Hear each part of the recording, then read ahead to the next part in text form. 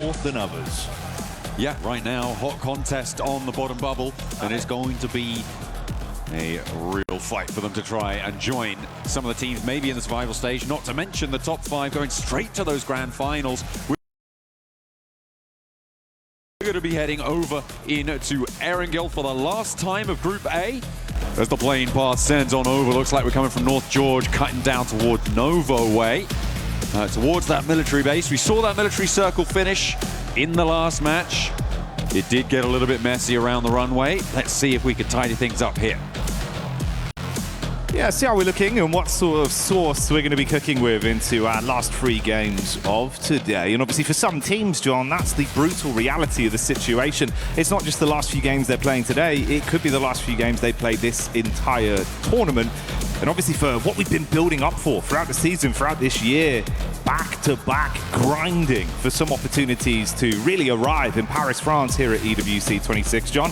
If it's taken away from you in the space of 12 games, it's going to be such a gut-wrenching feeling. Well, that's going to happen. It is going to happen necessarily to at least 12 players. Yeah. Because 3 of these teams are going to be going home, as the desk was talking about before. It's, you know, Alula on that bubble right now, 33 points to 35. They need to jump up a little bit further. It's a little bit further to go for the teams beneath them as well, but it is still all to play for as we enter the back half of the day. Over military base, looks like we've got 3 teams dropping out. GOAT will be heading on through, trying to make their way over to Novo. A very heavy west plane path. Yeah, it is a bit. Ooh, shift on that as well. God, we've had some kind of rough circles so far. John, I don't know if you'd agree, mate. Past day, especially today again, it's been a bit aggro. This is one that I imagine for GOAT team, you're probably going to look up and go, you know what, it's not that bad. We love a late rotate, guys. This is the dream. Yeah, grab some of those hovercrafts, pull a KRX, send in for 2, and get in late into the game, or at least try to. Looks like Flasher on the hunt. They've spotted 2 players in a buggy. Out of the window he goes. Win for the spray down. Doesn't quite connect on the first one. Reload, leaning out the windows, 3 players in the car, trying to chase them. But it looks like X-Force rejects are wily to it. Yeah, Win looking for the lineup. Full gangster level plays as he leans out the back seat with the boys tracking nicely. That's going to be the bonnet over the top of Reverb to get their first Elim hard hammered in. So not ideal for reject, John. You've dropped into a field and you've been mowed over by a vehicle.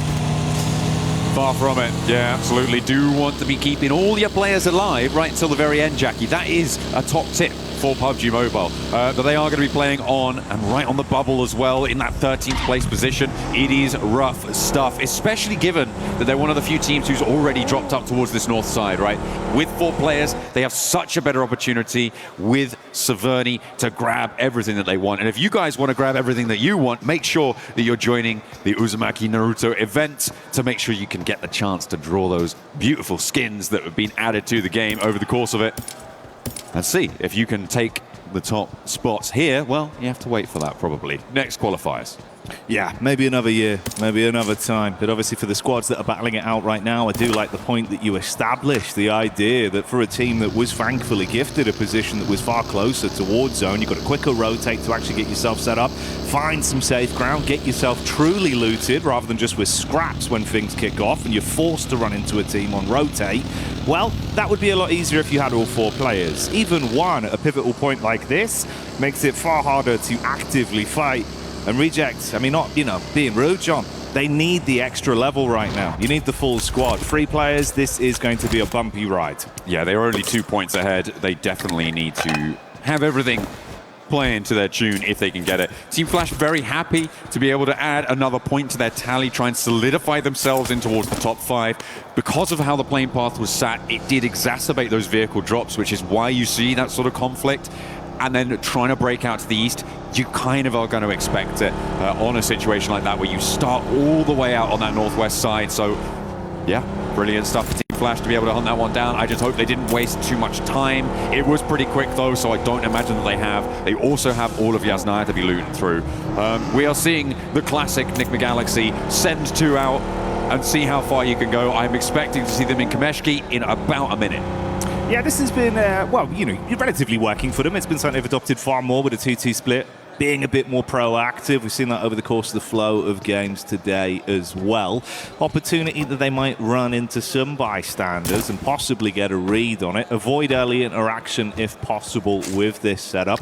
It's TTG just nearby, Ulf, and then Flash in the middle as well. Another squad that's there though, John, OG. Been looking a lot more exciting as the event's gone on. A lot of fanfare behind them. Yeah, absolutely. They have really picked things up today. Obviously, still time to change that. Of course, again, very closely for position.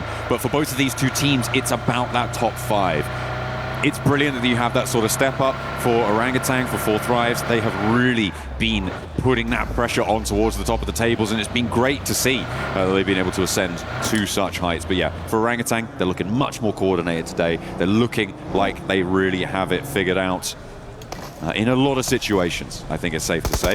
Quick refuel there for Four Thrives as I forget some target practice in. Getting ready for it. And I'm assuming, yeah, I'm just going to top that one up right to the tippy top, and off he goes. Falak on the road again.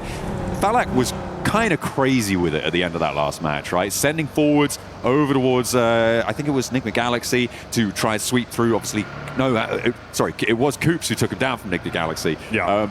Yeah, it was really quite nutty what they were able to pull off there. Unfortunate that Coops did roll them down, but you can see why people talk about Falak the way they do from the play in the end there. I would say a little bit too much risk for my liking, but that's why I'm not in his shoes. That's fair enough, man. I think, at certain times you've got to dial it on, right? And if you can wreck yourself in those moments, we've seen when he does need to sort of realistically understand it's time to play a bit slower, be a bit more defensive, he can hit that switch. But he's so damn slick with it in firefights that, honestly, I'm pretty excited seeing him giving it. He started off day one with an absolute fanfare of performance, and that's not gone anywhere. Chance they might run into some uncomfortable water, though. You got this wrap over the bridge from Aurora, KRX just up ahead, and 2 of the 4-man split from Nigma, not too far away either. Yeah, still in Pachinki though, and if I know anything about them, they're going to stay there until Zone 2, and then see where they could go. Okay, no, they are on the road now, so they have finally looked to leave Pachinki. As we hop over on board with Geeke, they are currently moving out towards the east side of Roshok, trying to find a way to maybe have a chance to cross the river later on. It looks like Orangutan are further ahead in that pursuit though, and that's going to make things difficult. Will cause a bit of a roadblock there, and instead they post up in some of the buildings. At the moment, with the river as it sits, you're more going to look to prioritize the eastern side of this circle right now because it's so much more mobile. Teams out there are going to have the opportunity to send all the way north nice and quickly, or drop down south if it comes to it. But the teams around the river, they're going to be blocking each other. It's going to be a lot harder to move. It's very, very difficult to try and make that rotation. But sometimes that's just where you have to find yourself. That's just where you are going to end up going. But yeah, I'm looking at the teams on the east and thinking they're going to have a better time of it in towards stage 2 and 3. Yeah, it's fair enough, man. As much as the ideal situation doesn't always present itself, sometimes you've got to just roll with the punches. We did see a little bit of a read there from Geeke as well. It's Ragnarok that's looked like he's actually kind of the spear of this team in situations where they want to instigate. He's always keen for a fight. Took some warning shots over towards OG. Won't really invest much into it, but info goes both ways. They don't need to all-out brawl right now. They'll avoid that encounter. This is going to get spicy soon, though, John. A lot of space that's going to be taken away. Tons of squads getting neck and neck towards each other, and that's the crunch that comes in.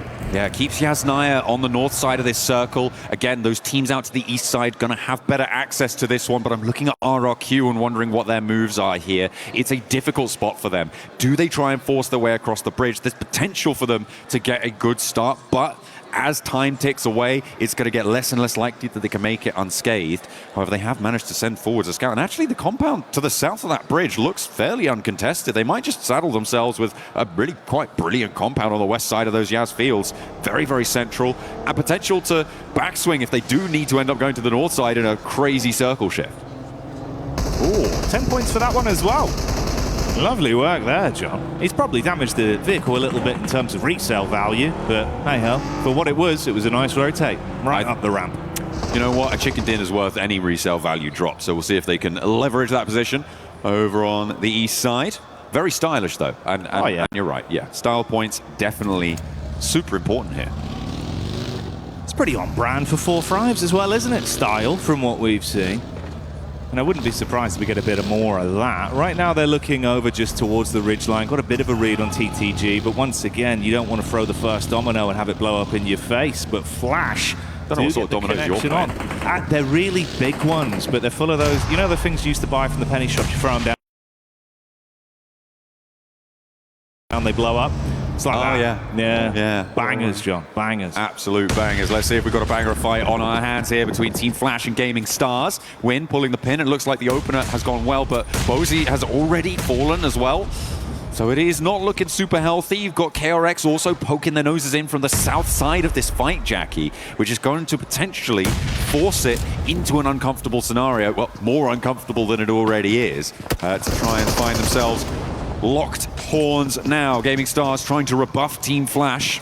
Yeah, KRX going to continue to just slyly creep around the wings of this.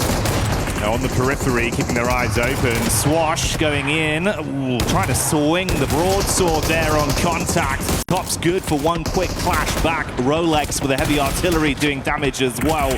So trading blows right now, but this is looking like a pretty good recovery for Flash, John. Yeah, it looks that way indeed as Gaming Stars go down and Flash hold their nerve in the fight.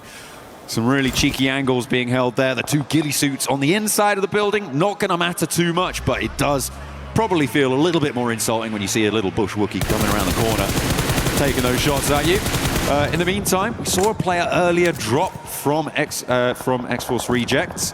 It looks like they may not find too much more luck out in the open as they rotate towards the Wizard Tower here. This is very, very central in those Yaz fields. It is completely isolated, and SafG has nades for days. He's got one more, and he puts them to bed. Man, that's clean. Straight on target, lines it up, knocks them down. 10 points for that one.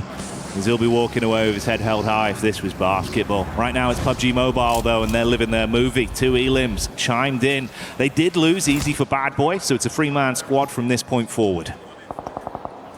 See what they can get done with that. I was keeping track of the Enigma Galaxy rotate that we saw, the wide split.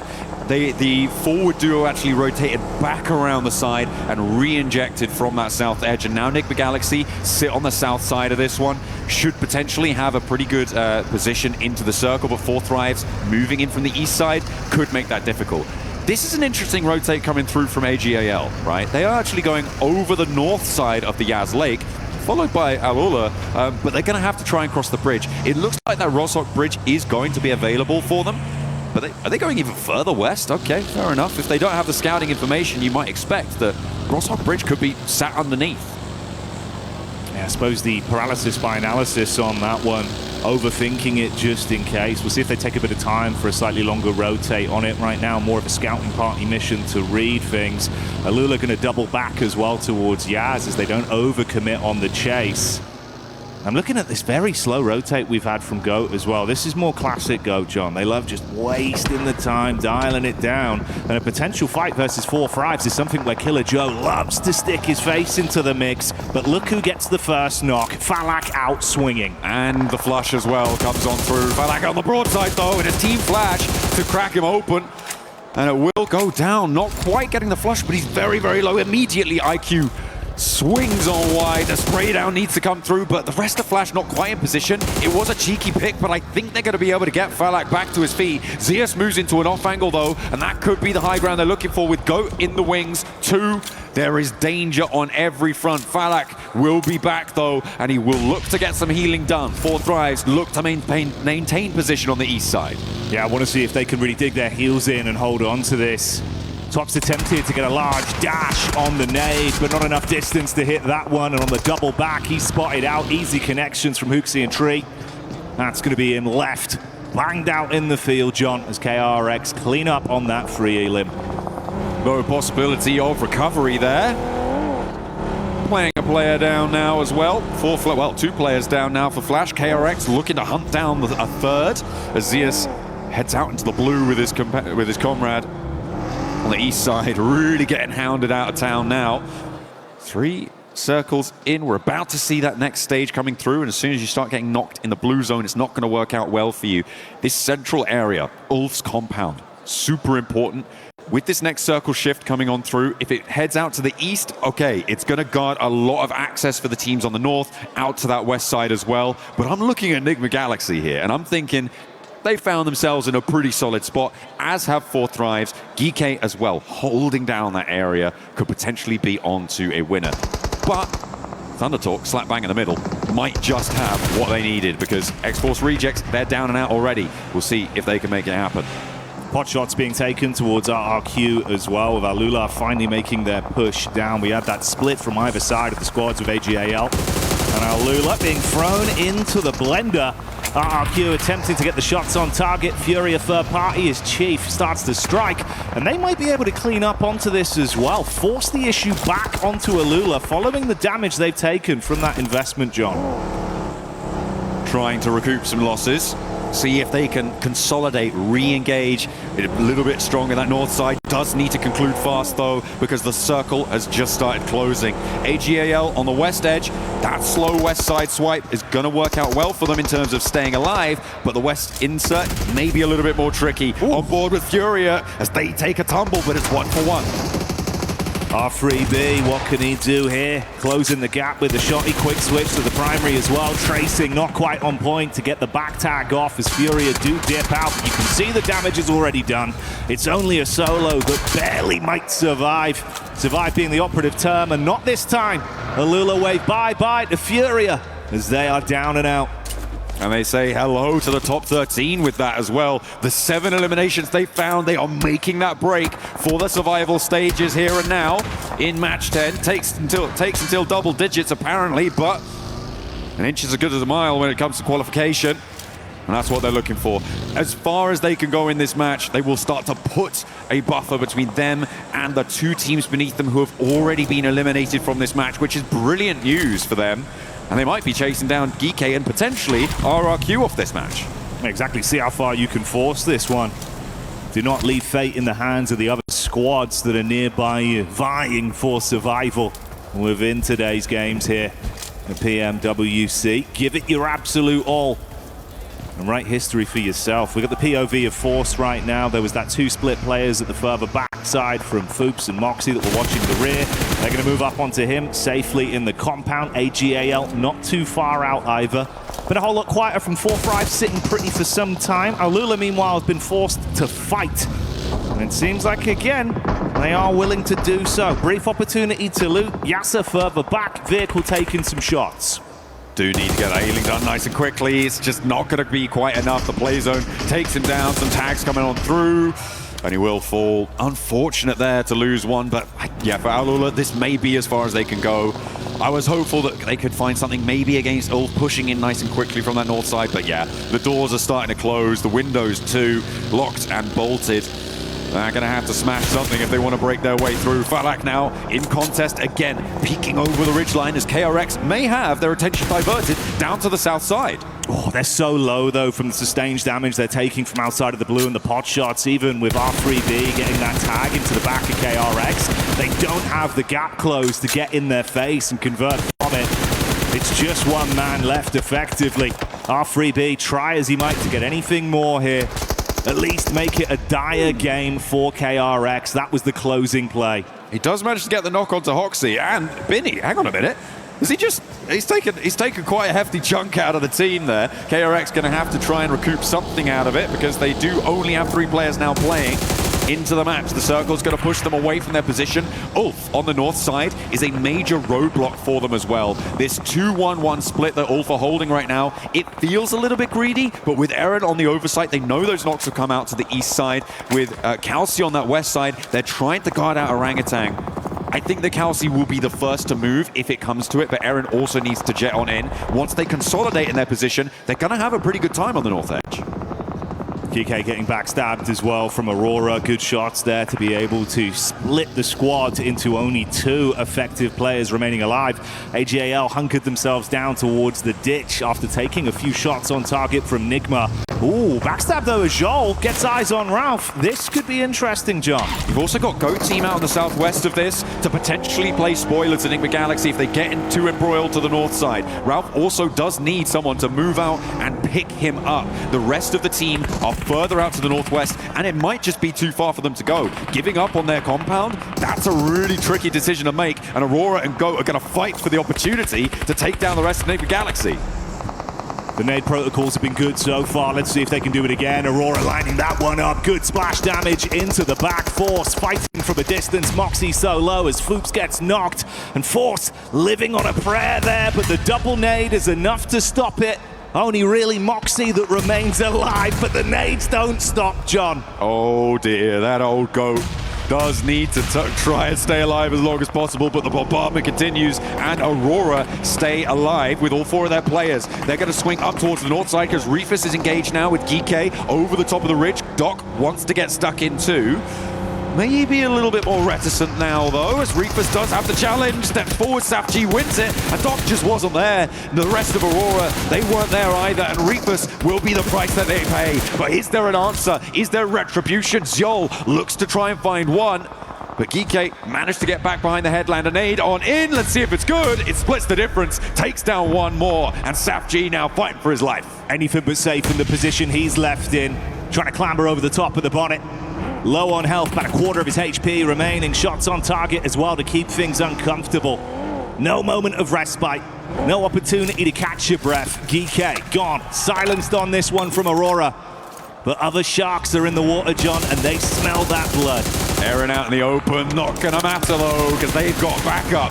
Doc takes a tumble. The knock is sent over their way. KRX are trying to scout out. Could maybe be dangerous for Ulf as they don't have their wits about them, but I'm hoping that they do right now.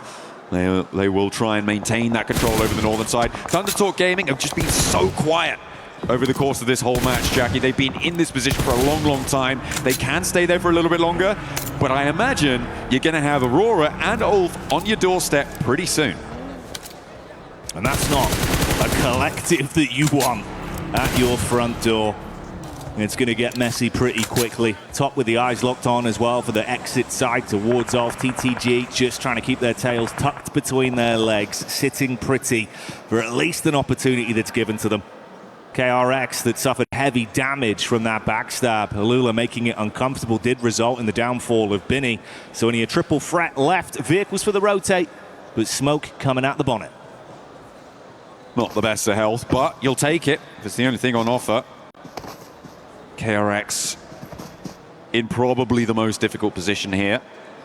Depending on their timing, though, because Four Thrives and Ulf are both going to have to move. The question is, where do they target? And if you can find a cheeky little insert into the back of a third-party fight, something like that, KRX might have a better time of it. But it looks like Ulf are much more preoccupied with clearing out that backstop because they haven't taken that move just yet. KRX might just be walking straight into the fight. They want to try and take it down, Jackie. They want to get stuck into this one, battling down the ditch, but let's see if they can withstand the blows from Ulf. Scarface lines up one, Kaus buckles to Oxy. There's a reply from Falak as well from range onto QXX, so he's able to steal away some points amongst the interaction between these two squads. Panic stations now for Ulf. They've got to play medic, John, and Four Thrives, their eyes are lighting up. Four Thrives are already setting out. They are on the hunt. Hazaifa and IQ following this one down to the bitter end, as only remnants of these two teams on the north side will still be in action. And Hazaifa is all too happy to take those points, push OG off the top spot as well, and they are back in first place. On board with them, they got 4 players alive, playing from outside the circle. They'll need to find a route in. Living the dream right now. Further damage done. Meanwhile, we switch over to the POV of Aurora. Nice nades on target. Satan takes the brunt of the damage. Ulf still attempting to fight versus Four Thrives, but they're silenced as they cut their way through them. Lord battles back on the top, up close. Ralph can't withstand the fight from Joel. Good play with a shotty, and he's got space to be able to calm this one down, John. Tuck into the limited cover. AGAL from the sideline, though. Oh, getting stuck in. Sure, why not? Aurora down to 1, just Joel remains. Doc is a goner. There is no way that he's going to get that player back up. Surely not. Has to try and play on this high ground. The zone will keep him in if he moves forwards to some of these trees, but going to stim up first, allow the blue zone to creep in. Doc, yeah, he's not coming back. That's going to be confirmed now. As AGAL will take that point. Coops, the solo for Nigma Galaxy, who ruined the day for Four Thrives last time around. Let's see if he's going to do the same thing here, but they are on opposite sides of the circle. Might be a little bit harder. Zypher, though, wants to try and get all over this circle. It's not going to go well, though, as they do take a tumble. Phalanx down 2. Yeah, this is looking brutal now. 2 players removed. It's all on IQ. Brains at the operation as he sprints through the smokes, looking to get a lineup onto them. Shotgun special, but not enough to deliver the payload, John. AGAL withstand the fight, shut down 4 Fribes, and can they reset from this? No one in immediate vicinity to attack onto them. They might be able to reset cleanly. TTG advancing up onto Joel as well. They finally found a second elimination. They can leave here. They are the only team with 4 players alive. The pickups coming through on the east side is going to potentially give them a threat here, but this flex out needs to go well. It's only against 1 player, but that 1 player is Zhol. So we'll see if he's got anything left in the tank. They disengaged from it. Interesting. Prioritizing staying in the zone, I guess. Yeah, for TTG as well, right? It feels like you're in such a risky position in terms of the overall standings. You've got to get out there and give us a little bit more of that confidence, but still trying to grind this one out all the way to the bitter end. Keep themselves in the contest of a fair 4-on-4 firefight, I suppose. Thinking about AGAL as more their big competition than risking it versus Joel. I mean, that high ground would have been great to try and suppress the rotation from AGAL for them. I feel like there's a lot of merit in trying to keep that hilltop going for you. You're right, it could have been dangerous, but I don't think you're going to win tournaments if you don't like the danger. And that's just not what's happening. AGAL making the cross against the duo from Nick the Galaxy, and that's how you want to hold. A nice little opening spray down, but 2 players unload right next to the compound. A third on the flip side as well. Maple looking to burn Lord out of position. Coops is half HP as well. Immediately catches him on the egress, and now Coops is looking for more, but what has he got left? Because Lord is down, and now Coops is the next to follow. Really cleanly played there from Maple. Nice setup with the molly, instant switch to the rifle to hold the angle. Joel, meanwhile, has been crouching around all the commotion, but he's found Jimmy, dispatches him, and we get into that final 4-on-4 head-to-head. AGAL looking slightly more green around the gills with a single knock onto the roster, leaving them with an effective 3 to fight back versus TTG. Jimmy already got a bit of his power rising off the back of the knock onto Joel. What more can he do here? Nades chucked out for defensive maneuvers. They're committing to get this res off, and there's no aggression to punish with the advantage. The nades not quite connecting for Thunder Talk. This is sort of getting a little bit messy, but look at this flex out on the east side, sitting, trying to find an angle, but regroups back in. They're sort of putting themselves on the northwest side of this circle, and not as much pressure as they might need. They do know the full lay of this fight, though. They know where all of these players are for AGAL, so the full information is there. They would hear those vehicles. They would spot the runouts coming through. With Jimmy's angle there on the high ground, they might just be able to do something here. But 5 eliminations for AGAL, 3 eliminations for TTG. These are some fairly quiet games from these 2 potential winning candidates. Scary as well, man, looking at the setup on the angle. It felt like that was your one opportunity, at least, where you had an advantage in the engagement. Now, as time ticks by, it was a nice setup from XEZ on the top side, just scanning over the periphery of the building. They've got nades to play with as well, so if you crash onto this, TTG are going to have a bumpy ride through, dumping some of the defensive utility out as well. A few Molotovs into the field. Trying to hold on to a little bit more for later on when you get closer, when you get forced into known nade range.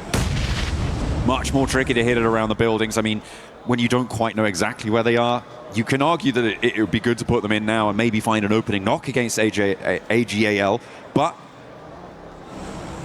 they're going to look to try and levy that later on. Liu getting rezzed up there was a massive benefit for them. It means that they have this outpost all the way on an off angle. It's covering off so much ground and limits Thunder Talk's position really heavily. Not following through for that flush may have just been a crucial mistake for Thunder Talk. On the other side of the coin, it's a play that could pay dividends for AGAL. This is the worrying duo setup as well. Zone crunching in. We'll see if Maple's forced to advance over the hard cover towards the fence just as it stops on the mark. XZZ still looking on the top side for the peek up. Sitting on the door. That's the nades in as well, and you're starting to take damage here. The shoe could be on the other foot, John. It looks very uncomfortable from TTG, and the double nade on target. Flower and Maple blowing away too. Suddenly you were at panic stations. Down they go with their backs to the wall. What more have they got? It's all up to Xing for ThunderTalk, but he does find an answer for one. Let's see if he's got any more. A 1 versus 4 would be necessary. He's going to start out well, but it's not going to go his way. ThunderTalk cower on the northwest side. They just are too timorous to take that one down, and instead, AGAL take the top spot. 19 points, 9 eliminations. A nice close down for them. A big result in the final fight, and it felt problematic.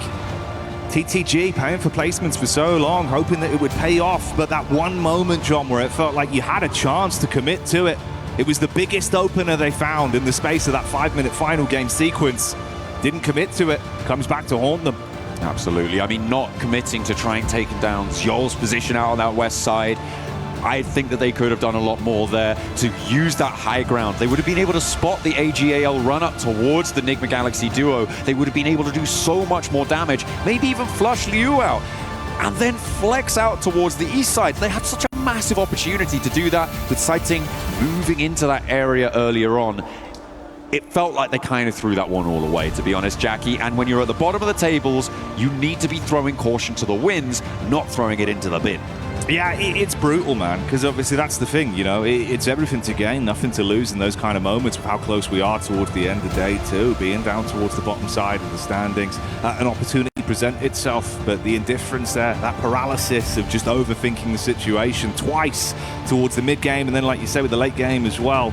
Yeah, it feels like that's kind of the difference maker, man. You know, hindsight's 20/20, John, but in those moments, a new pair of glasses may be needed. Absolutely, or at least contacts at the very least. Yeah. Because they need to be seeing clearly. Some shifts coming through towards the bottom of the tables as well. Some players, some teams rather, jumping up to try and get into the survival stages. A couple of our teams towards the top as well, making a bid to confirm themselves, to lock down one of those 5 direct Grand Finals qualification spots. So really interesting. Moving out of Erangel now, we're going to be moving over to Miramar.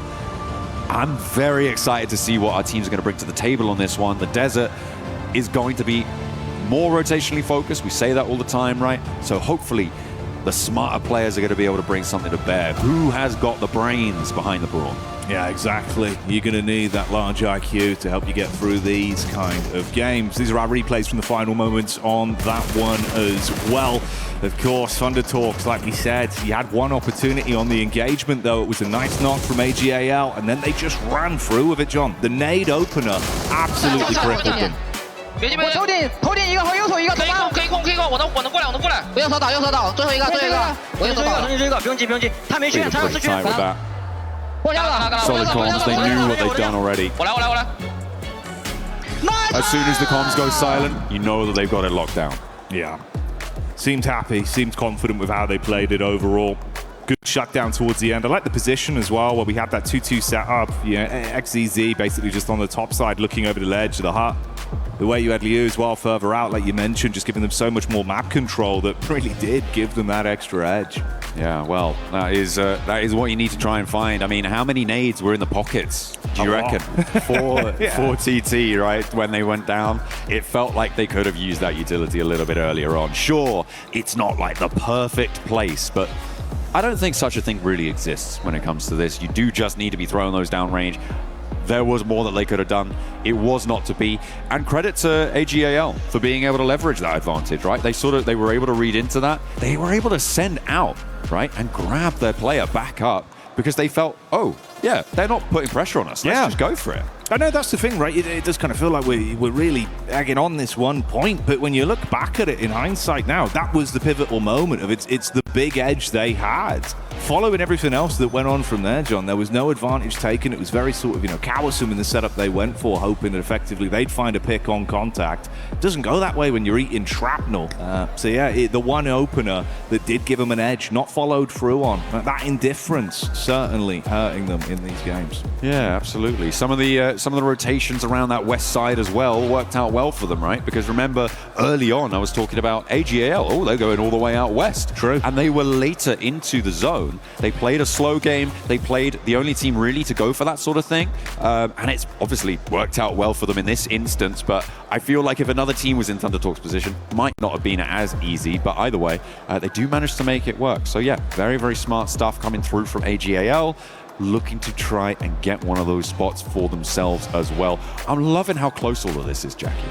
I know, it has been exciting, right? Obviously a little bit different to the usual spin of things when we're at such a prestigious event like this with the back-to-back games. The fact we're going into a day two with a risk of not only having teams qualifying through, having that sort of, our dream moment, this is great, but the sheer defeat, the sheer panic of sitting there and realising that's it, 2 days of play and it's over, mate. You're thinking about airports, John. You're not thinking about trophies, about the history, about actually giving that solidarity to your organisation with a big result after what's been quite a grind to get here for some of these teams. I mean, at the end of all of this, right, we do crush the keys, but if you're in this sort of situation, you can't let your mind be crushed already. There is still an opportunity, I think, for any team to make it into at least survival stages, given how we were sat before this. And for the final 2 matches to be so important is pretty important. It is going to be good news. We're going to be jumping down for an interview with Alola. Yes, we do. I've got Quick here from Alola Club Esports here for a very quick interview before we go into our final 2 games here on the Qadir City Grid. Sandstorm, thank you so much for joining us as well to help translate. Quick, let's talk about what the issues have been so far over the last 2 days, or the points of contention. What's been stopping you guys from gaining momentum over the past few days? اول شيء شكرا على تواجدك معنا كويك، وحابب اسالك بخصوص الاداء خلال اليوم الثاني. احكي لنا ايش المشاكل اللي عم بتمروا فيها؟ يعني بين انه مو عندكم مثلا اي نقص بالامكانيات او القدره، لكن يعني في عندكم مثلا نقص من ناحيه الفرص انكم تبنوا عزم في المباراه، فايش المشاكل اللي عم بتمروا فيها؟ والله المشاكل يعني ما عندنا مشاكل انه استراتيجيه وجن سكيل، عندنا يعني كل شيء موجود، بس عندنا انه نحتاج ندخل بالجو، وجاي ندخل بالجو، وان شاء الله الجيمين الباقيه انه راح نهدي اداء ونتاهل.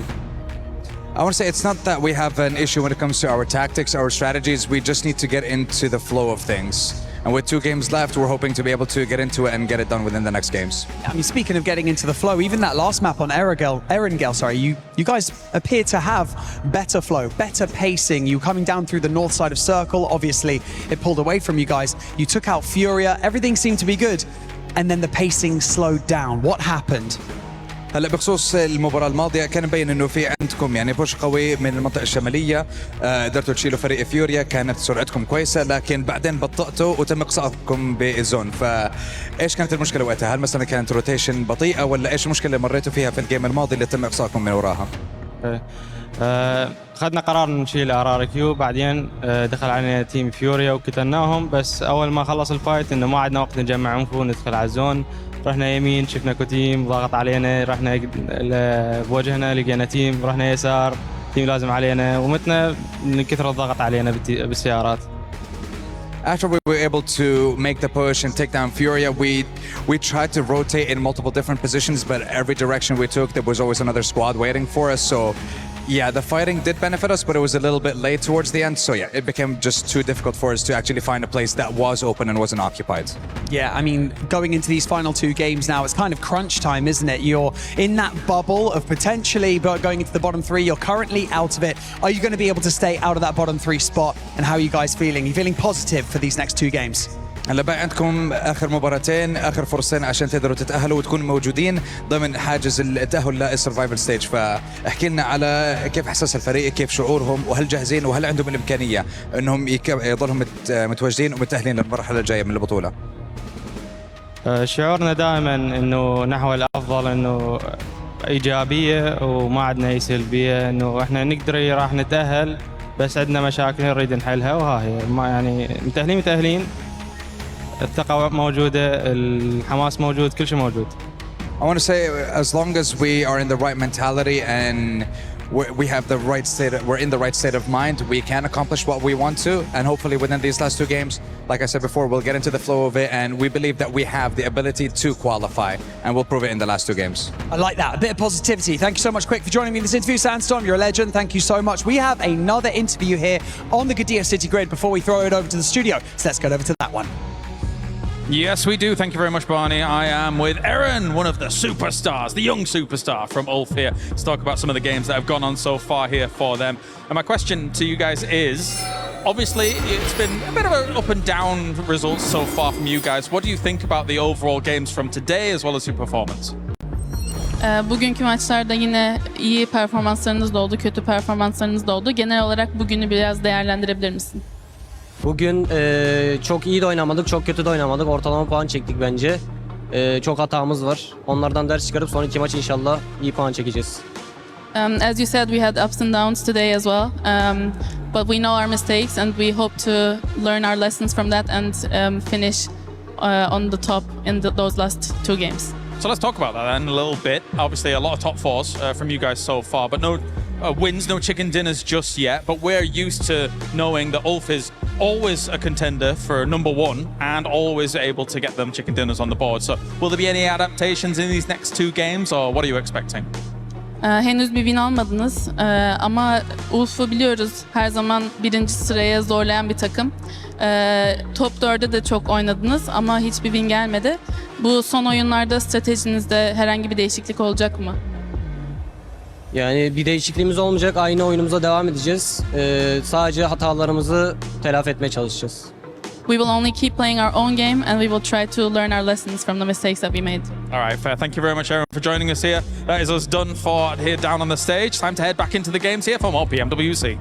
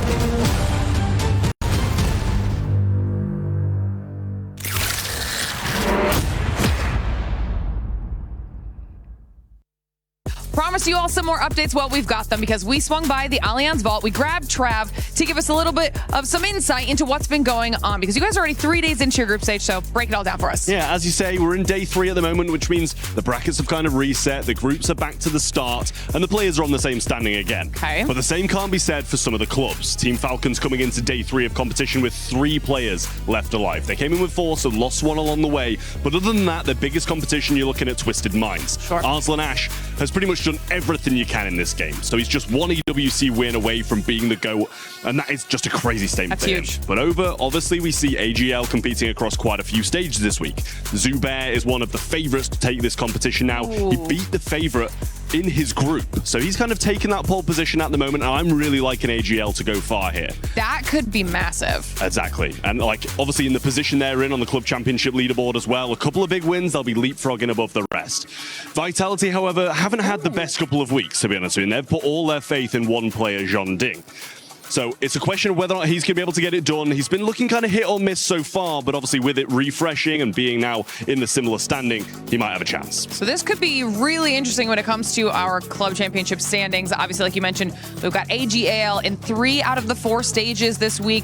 One of the teams we're paying attention to in PUBG Mobile, you mentioned Vitality. We've got them. We're going to see them tomorrow kind of to kick things off for their group as well. So lots of these clubs could get some massive points this week, kind of shake up the overall leaderboard because so many clubs are chasing Falcons right now at the tippy top of it. So still lots of action left in store for all of you at home. And of course, when we have some winners, some more points on the board, or some big changes, we'll make sure we're keeping you updated on all of it.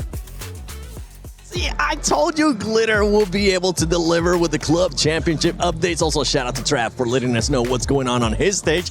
But I'm joined by none other than Mr. Blank. He went from casting and now here at the studio with us. And none other than Neptune as well, the 7WG. We got to talk about that last game. AGAL putting themselves in contention for that top 5, Natura. Isn't it nice? It's so nice. I mean, we've been wanting AGAL to do something for how many games has it been? 8 games so far? Something like that? Yeah, 10 games, even worse. No, they're doing a very, very good job. I am enjoying what they're doing, but to go in a little bit more in depth, right, I really liked how they did that South wraparound, and I think that's really going to be something that we're going to see hopefully from them a little bit more, as they're being able to actually, you know, think outside the box a little bit, do those wraparound rotations, able to see those opportunities and do it all over again. So maybe in Miramar it will be happening, but 19 points, I think that is the incentive that they need to do that again. Yeah, solid from AGAL to maybe, hopefully they'll be able to make it to that top 5. We'll have to wait and see what's going to happen in those upcoming final 2 matches. One team that we actually ended up seeing there that they ended up getting good placement points but not eliminations, Thunder Talk Gaming. Absolute bless, but honestly does nothing with it. Yeah, bro, why did it take the weaker Chinese team to let the stronger Chinese team win? What was that about? I don't know. That wasn't cool. Thunder Talk Gaming was camping insanely. They were there for the longest time. Okay, I don't think you can call it that though, because you came out, you said X-Force in heaven, we're not camping. I didn't say they were not camping. I say it wasn't just lucky, though. They were holding off people. What do you mean? They were holding off Furia. They were holding a bunch of other people. Yeah, but for this one, Thunder Talk, they were legit just camping. Okay. I agree with that. I mean, to be fair to Thunder Talk, though, they need some points. Okay, if that's what it takes, that's what it takes. You gotta do. Okay, you can't hate too much. No. I tell you what I do hate, though. I'll tell you what I do hate. What do you hate? I really do not like Nigma Galaxy's push onto Volcano versus Aurora. That was a throw. That was probably the biggest throw I've seen in quite some time, actually. There was no reason to leave where they left from. I mean, if we even just roll the tape back to what we were just watching just then, AGAL won from when Nigma Galaxy was playing. That's true. Like, we could just sit there all day. We could sit there all day, twiddle our thumbs, and we would have won the game. All right? Aurora has to come off the ridge side into plain view. Got shot by someone else. So I don't really understand the call there. And we're still hitting these strange 2-2 splits. I think sometimes it works really well. Other times, not so much. Yep.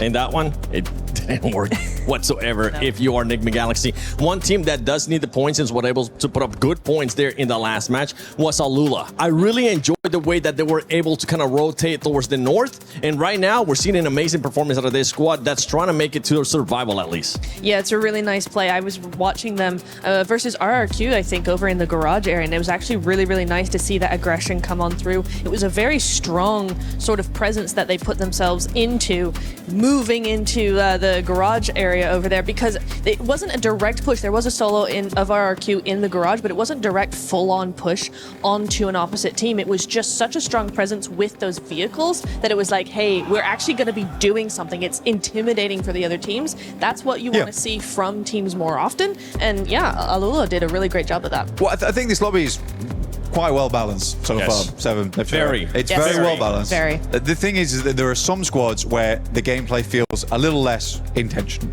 overall.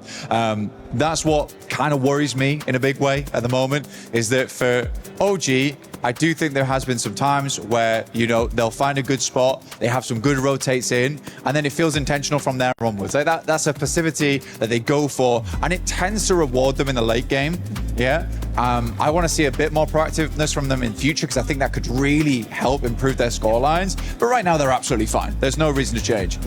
There are teams, on the other hand, like we're looking at RRQ, they feel like a team that's been forced to make plays. It doesn't feel intentional, and then they're winning off the back of some gun skill. And I think, honestly, Lepar is massively propping up that team at the moment, because he has some really good clutch moments. But it comes off the back of, ooh, did we really want to be here?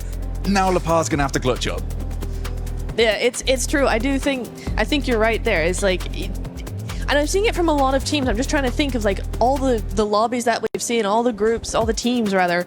It's kind of a lot of the same thing. I think OG in the beginning were doing it as well, right? Not so much today, but certainly yesterday it was a little bit of a, let's see what happens if we go here and then see what happens. You know, it's not proactive. Yeah. It's not, there's no plan to it. It's just kind of a bit random. And I think a few teams have been doing that. Like, For OG, they're not going to be that upset, all right? They ended up with the first place, third place, fourth place. This is just something that they're going to keep on improving. And going back to Alula, something that I actually really want, I was hoping you would end up pointing out, I really enjoy how long they took to rotate in because they were making sure that there was going to be nobody behind them. I really enjoyed that out of them, which kind of allowed them to do that fight that you were talking about with RRQ. Another squad that we actually been seeing now step up as we're seeing the battle there for first place is 4Thrives. 4Thrives with those 2-2 splits. It was very nice, and 2-2 splits are their big thing. The 1-3, the 2-2, they love doing it, and we saw it in some really good form there in that last game. I really enjoyed that. Very strong. Again, the same point I was making about Alula is the same for 4Thrives. Again, they're intimidating the rest of the teams. They've woken up in this game and gone,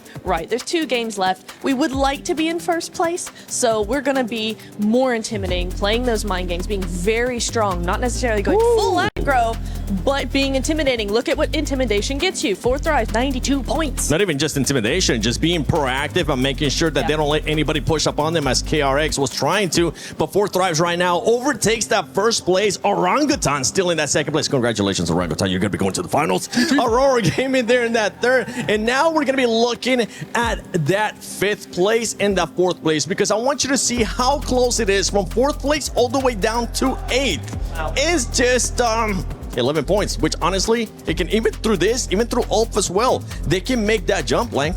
They can. I think for Ulf, there's a big opportunity here at the end of the day to make it happen. I wasn't massively impressed with Erin's answers there, though. There was a lot of, we can learn from our mistakes, we can learn from our lessons. Yeah. What are those lessons? What are those mistakes? Do they even know what those mistakes and lessons to be learned are? And I think that's a struggle thing for me to listen to, really, because I think Ulf, they have good gameplay. Even watching them Erangel on Airstrip, that was really nice. They had a great setup. It's very creative at the end of the day. But I think Ulf, they have these special moments here and there. Yes. Right now, I just don't think we're hitting those yet.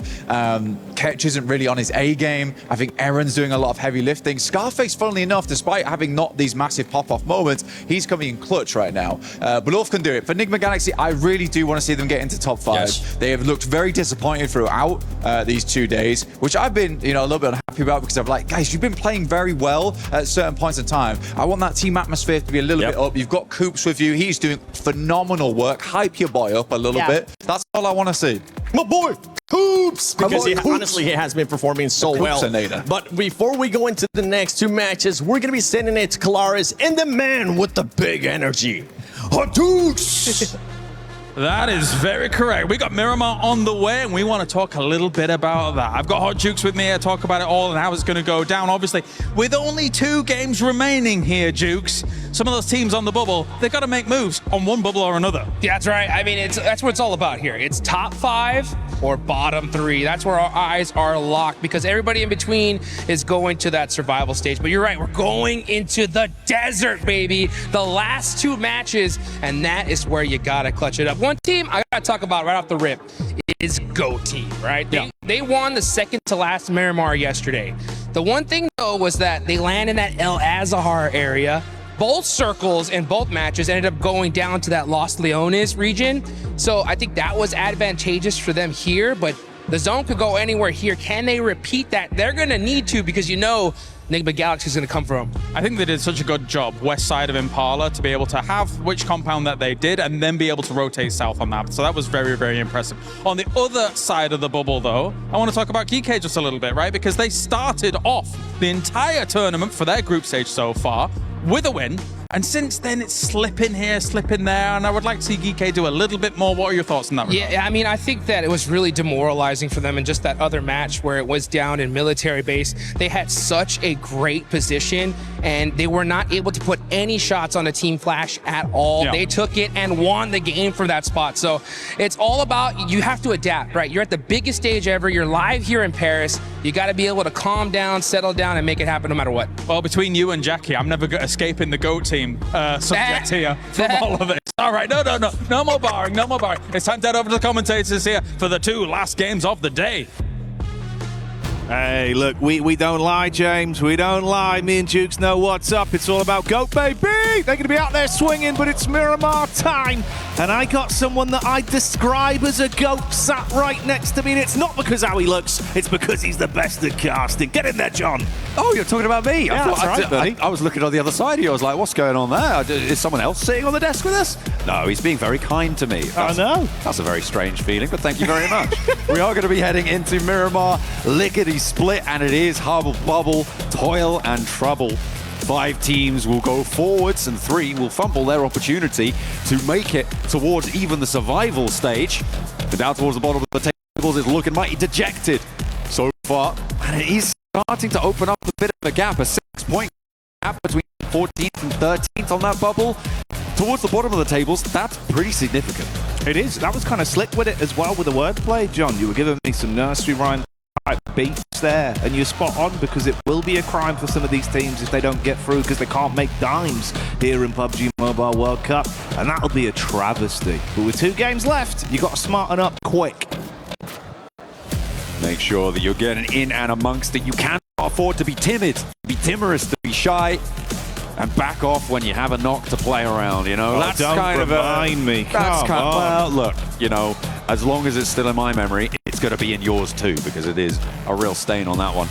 Plane path goes from Minas del Sur over towards La Cobreria up on the northwest side. Fairly chill on this one, waiting for the circle to come on out, and I'm waiting to observe any hot drops, but it looks like for now, we're going to be kept kind of chill. Picardo, though, could be dangerous if Thundertalk do drop down. His 4 tribes are on top of it, in and amongst it, but no. Thundertalk, we know what they like to do, and it is get away from other players in the lobby. You got it in twice in the intro, but I can't believe. I've just got to twist that now. I know, you really are. You're turning it, you're twisting Second it. place isn't first place, is it? Yeah, I mean, technically. Second to lose, I suppose. Or first to lose. Yeah, okay. Yeah, I'll take it. Something like that. We'll run the numbers. That's not our role. That's Max. No, it's not. It's not Max. Oh, dear. They're on the road again with a big bam. They're going on through. It's the GOAT team heading on up on the South Coast Road. Going to potentially move in over towards Puerto Perico and Impala, that sort of area of the map. But the plane path being on the west and the circle being on the northwest is going to make things tricky. But if you want to make things as untricky as possible, make sure you're grabbing those Naruto skins. You saw that flash up on your screens. Jump on into the game. Make sure you go for those draws, because you can look mighty fine on the battlegrounds. Oh, yeah, you can look pretty damn slick. Come out there styling on fools with your plays with the mad skins that they've got. Wonderful collab. Everyone's very excited about it. So like John said, make sure you're checking it out and getting your solo peepers, spotting it in-game today. And of course, we'll be using our eyeballs to tell you the lay of the land with the teams here. Give you a run through of everything that matters as we get close. Going into the next game, obviously, it'll be a little bit more deliberation, right? We'll know kind of what we're looking like. Top spots, obviously, being drastically important. Skip survival. And then the bottom side of the pack, because otherwise, John, it's not even a matter of survival stage for you. It's just outright goodbye, good night from the event. Yet to come, really, but it might get a bit defined from this very game of Miramar here. Yeah, if we're going to see early falls from X-Force Reject, Thundertalk Gaming Stars, it may just be a death sentence for them to try and make their way forwards. Obviously, there is always those mathematical probabilities, because technically you can get 60 eliminations in a game and get a chicken dinner, which gives you a 70-point match. But I've never seen it happen, Jackie. Not legally, anyway. No, but you can't see air, and they say that it exists. So you never know, John. That's the funny thing. But hey, probably not, eh? Because that would be crazy. I hate that you've just said that to me, because it's right. But only if you're talking about the visible spectrum of light. Yeah, I mean, like, we can prove it exists, but... Yeah. Can you? I guess. Can you prove it exists? There's a fan next to you. That seems to be moving somewhere. Well, you don't know what it's doing. I can feel it. If you can't prove air, how can you prove fans, you know? You've got to start from the basics. 1 + 1 = 2. Thundertalk Gaming can't close out a game. That's the sort of situation we need to be starting from. That's the foundational elements of this universe. Well, someone's giving you some funny juice today. Hey, you know what? I had to do a lot of exercises. You did actually, yeah, fair play. I'm going a little stir crazy with it. Yeah, you weren't normally do up, mate, you know. No one saw the full takes of those as well. There's about half an hour of unedited footage of John getting that clip done. So I was rehearsing as well. You were. Oh, it was good to see though, bud. Honestly, I think your rotations would be on point now. The amount of stamina you must have built up. I've lost it all. I used it. I burned through that candle very, very quickly. Let's take a look at the lay of the land now, because it looks like X-Force Rejects with a chance to take a fight against Ulf. And remember, X-Force Rejects, one of those teams in danger. Reverb is down and out of there. So already a poor start for our bubble team. Yeah, not ideal. That one's going to get popped instantly. Akin to bursting in the verbiage we're using here, which isn't what you want if you want to try and rise up and actually get yourself out in that danger zone. Devil up top side with the Mini 14 as well. Alula, we were singing their praises previously. They started to build a good amount of energy. Some of the fights we saw from them actually look good as well. R3B, that awkward encounter versus KRX, so far away in terms of distance, but hitting beautiful shots. So mechanically, individually, John, he looked like he was hitting some great form. Rest of the squad comes alive into this one. It could be a good reset. We heard in the interview as well, you know, yeah, there were mistakes, but we can fix things. We're going to come out on top. Would love to see that proven true. They definitely want to. A lot of power from that last match to see themselves up towards the survival stage zone right now. On 41 points, they're in a decent spot on this map, up towards La Cobreria. They do need access to the hills to their south, and if they can win a fight with X-Force Rejects, that would probably be one of the best case scenarios for them, right? If they can take control of the Crater Fields area, get some of that high ground under lock and key against one of their main rivals, there's very few better positions for a team to be in than to be able to find a little bit of confidence right now. That is going to be weighing heavily on the minds. Everyone sat around them. Enigma Galaxy moving in from that western side. RRQ as well could potentially try and jump into the mix there. Orangutan as well have access to those Crater Fields hills, but we've got a little bit more time before we see things go really to loggerheads. We've only had that one casualty so far. Yeah, crew moving up. Obviously, from what we saw, it was a little bit stale from some of the hits, more just getting stuck involved into fights when it was forced upon them rather than taking the initiative necessarily themselves. We'll see if that will change here with the approach. Down towards the compound now, having a bit of a loot up. Satan not too far away. No real read or need to engage onto each other yet. So opportunity to at least get themselves armed without an overinvestment. Visual contact there as well. You can see the vehicle driving away. So Satan will clear distance.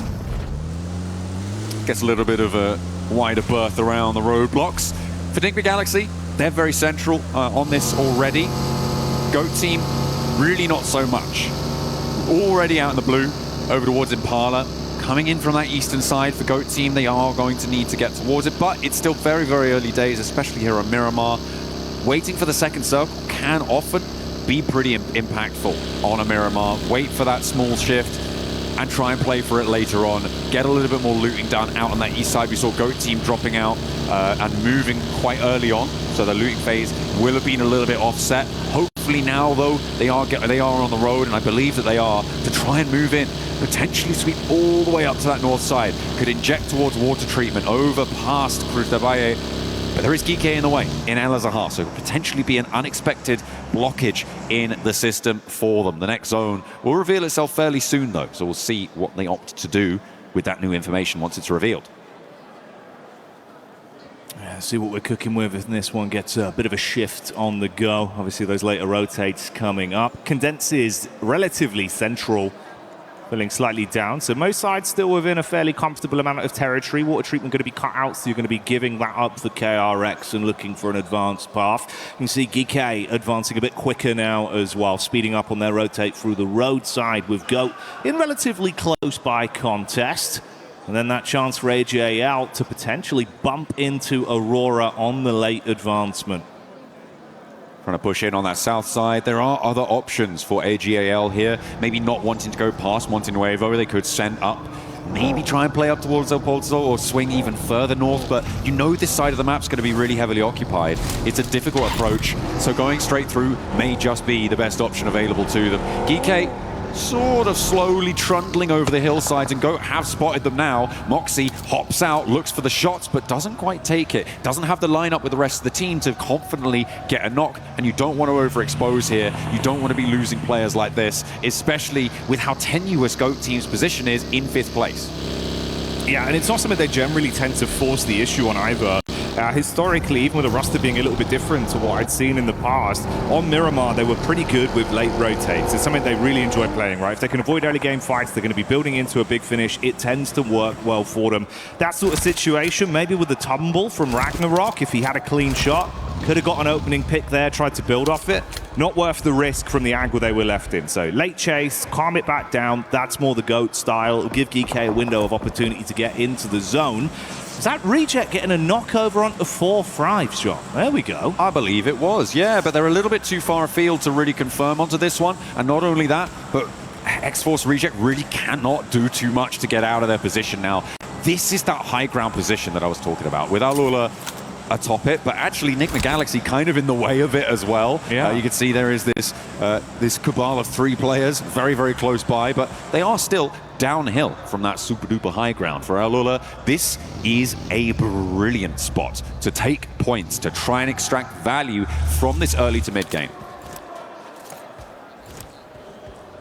Interesting lineup, and like you say, obviously not the best position to try and get that follow-up from. So reset from 4-5s, they're going to be more aware and paranoid about the potential angle and not expose themselves. AGAL were slow on the rotate. They were trailing behind Aurora.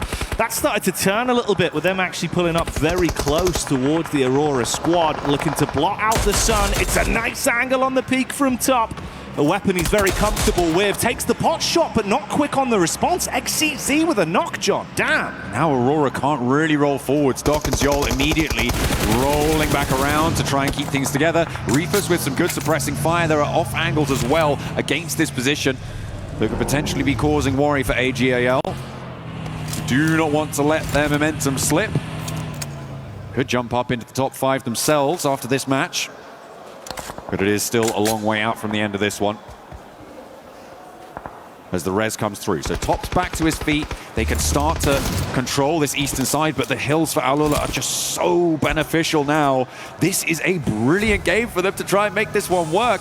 It's so hard for everybody else to try and move in. I feel like Thunder Talk are going to have a really tough time here trying to extract themselves from the southeast side where they sit, which is behind this engagement on our screens now, Jackie. Yeah, this is something that could be really bad for them with the backstab building. Scouting party play from Doc coming in round the rear whilst the nades are just keeping them hammered into position. AGAL do get one knock onto top once again. It's a good nade thrown out from a key player from the team in Flower H, but on the hard commit, Joel is slick with it with a reply. Punishes him, pushing up daisies. That's the only flowers that are in his mind now. Liu on the reply, jumps behind the steering wheel. Off-angle push on the ridge. Let's see if he can do anything from this. Moves out into position. Doc on the high ground has control of the angle, though Liu does need to be careful. That smoke's just about to fade. Drops the Molotov to stop any forwards aggressive pushes as Reefus regroups up to the top. All of Aurora are here, and Thunder Talk are trying to loop around this one. Okay, put pressure onto the solo. Let's see what Doc's got. He's got backup now, and the rest of Aurora are trying to move on in. It's a breath of life for AGAL, but maybe they want to get stuck in too, because Doc is still fragging out. Nade out to try and find an angle on towards Thunder Talk. And this is a little bit more aggressive. This is a little bit more dynamic. That's what we wanted to see. But do they have the skills to back it up? Not stepping in fire. Kind of rule number 1, though, as Jimmy takes a turn around the corner. Doc on the move up as well, once again armed with a shotty, but it's Joel with an SMG that puts AJ to sleep on first contact. Close quarters combat, Reefus with a hop up, good to shut him down. TTG thought they'd finally got a breath of fresh air, an opportunity to push in an upset versus the lone player of Aurora. But the longer this has gone on, that thunder is being taken away from them.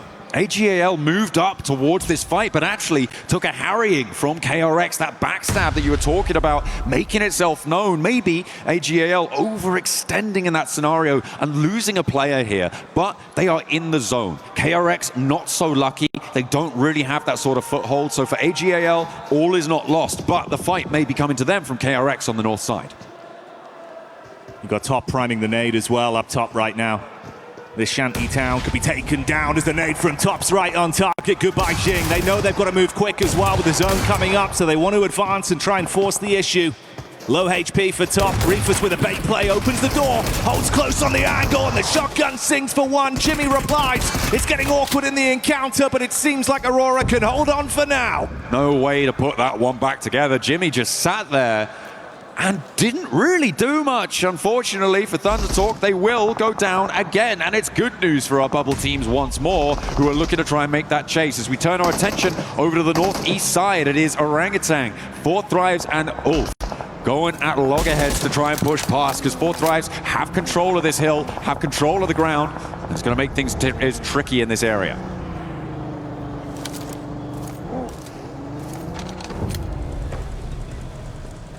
And that respite for Four Thrives has been very different from what we've seen throughout the entire event, always looking for opportunities to force themselves into weakened situations to get advantage from it.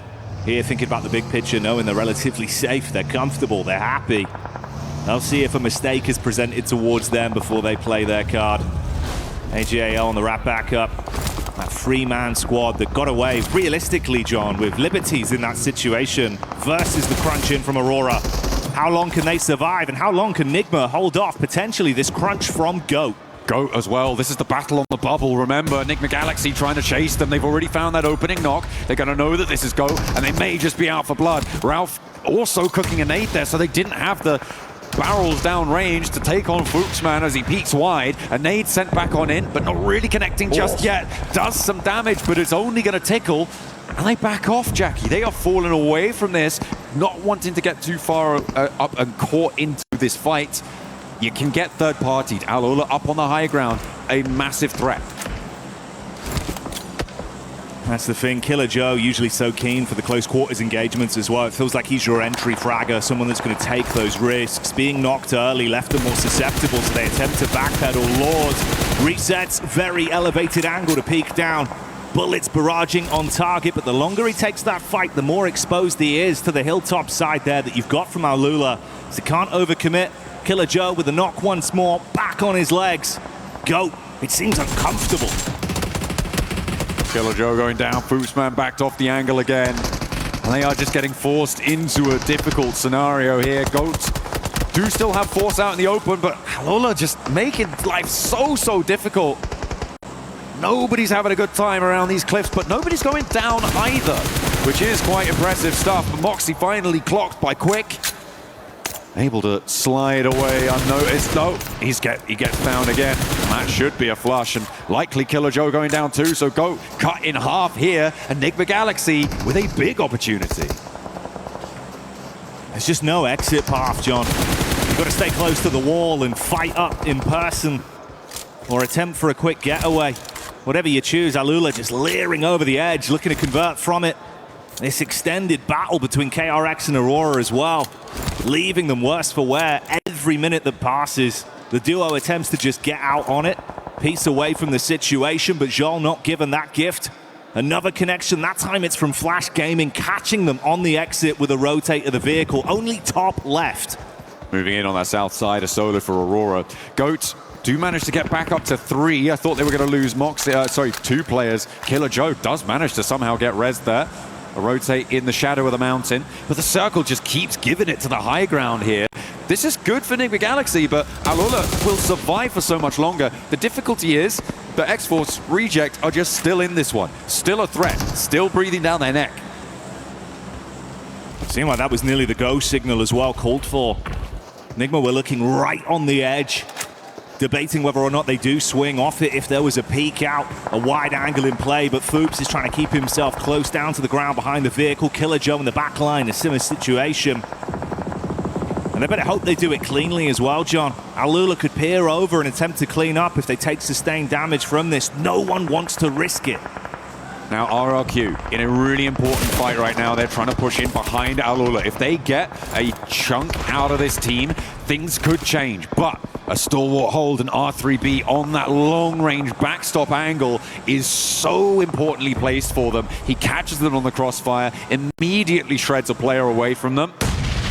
And that is great news. Not only that, but it gets the information over to the rest of his team. Where RRQ are approaching from? How many are they? What sort of angles are they playing around with? It is so invaluable to have that sort of stuff on side as Enigma Galaxy look to get rid of the remnants of GOAT. This time they clear on the edge. They knew Fuchs was knocked once again. The overinvestment from cleaning out the full squad isn't worth the risk, though, so they won't go too deep into it. Stay in the angle where they know they're safe from the peak from Alula. Coops looking for a backside read as Killer Joe sits, staying warm by the burning building with Force miles away from assisting him. Orangutan, in the meantime, tried to send forwards. They've lost a lot of health bar, but it looks like they may be able to res up to 3 if they're lucky. All while this is all unfolding, RRQ again suffering, but it's back and forth with GOAT, and I think that might just spell the end for them. Only Killer Joe now remaining. The last to stand, Enigma Galaxy, all too chuffed with this because they are in that 5th place spot now. GOAT desperately wanting to try and stay in the running for our last match, which is yet to come after this. Oh, Satan spotting it. Seemed like there was the clear there over towards the vehicle. Good shots on target. Stop Killer Joe. Remove GOAT. So they're out here. And that's the dream scenario. Licking your lips for Enigma Galaxy. They know that they'll be able to move themselves up. Cleaning limbs added to the total tally. The 4 players still remaining alive. We saw Force falling to RRQ that are trapped down in a divot right now. Resetting, playing inside of the smoke. Such a wide berth of space, though, with Silence keeping his sights on this position. A lot of open angles for them to play around, but leaving this building is going to be so hard for Furia. With the angles that Enigma Galaxy, maybe not Alola, I think they're a little bit too far away to take shots out there, but the position that Enigma Galaxy have on this, they'll have the information.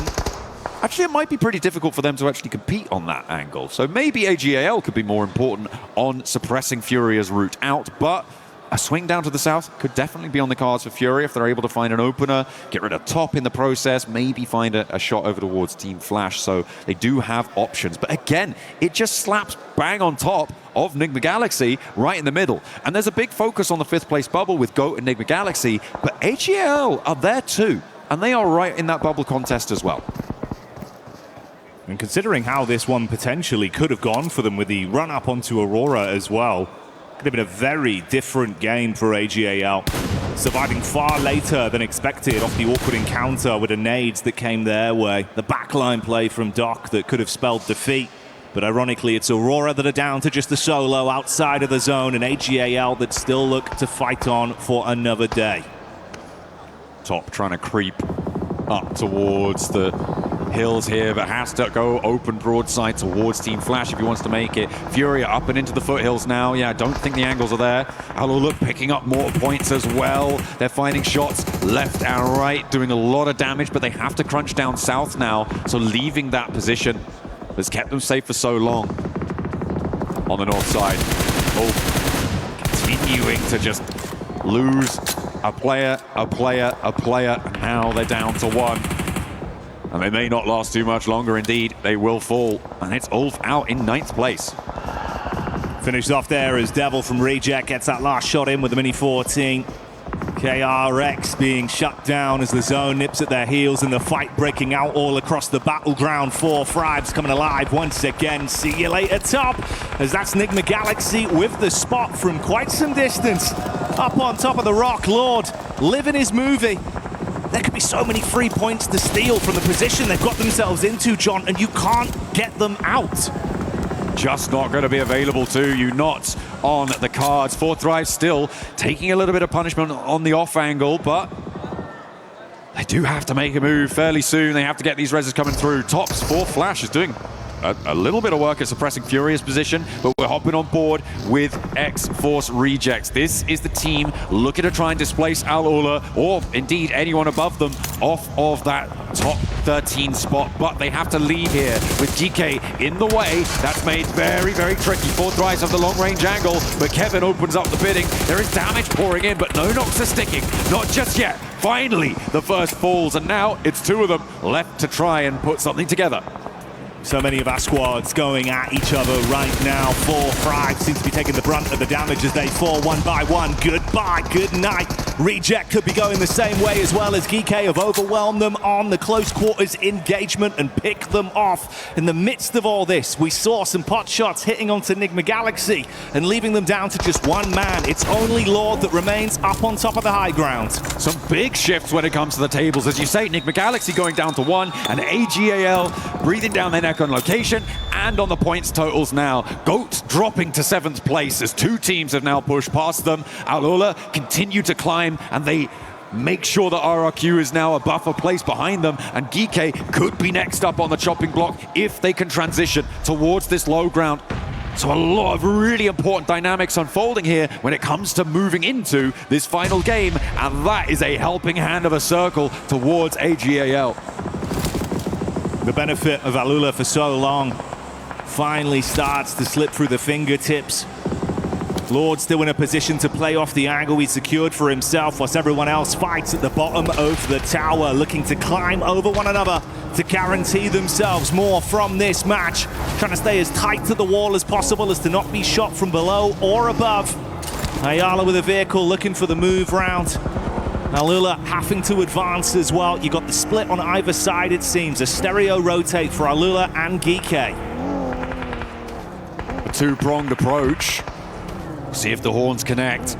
Ooh, OG losing another. I feel like for the teams in first, second, maybe even third, they're going to start to feel safe moving into this last one, but everybody else playing for keeps here. Furia wanting to find these shots, but not quite connecting. The nades not quite getting the distance on the arm there for Flash. I mean, it's a bit maybe overzealous to try and connect onto this.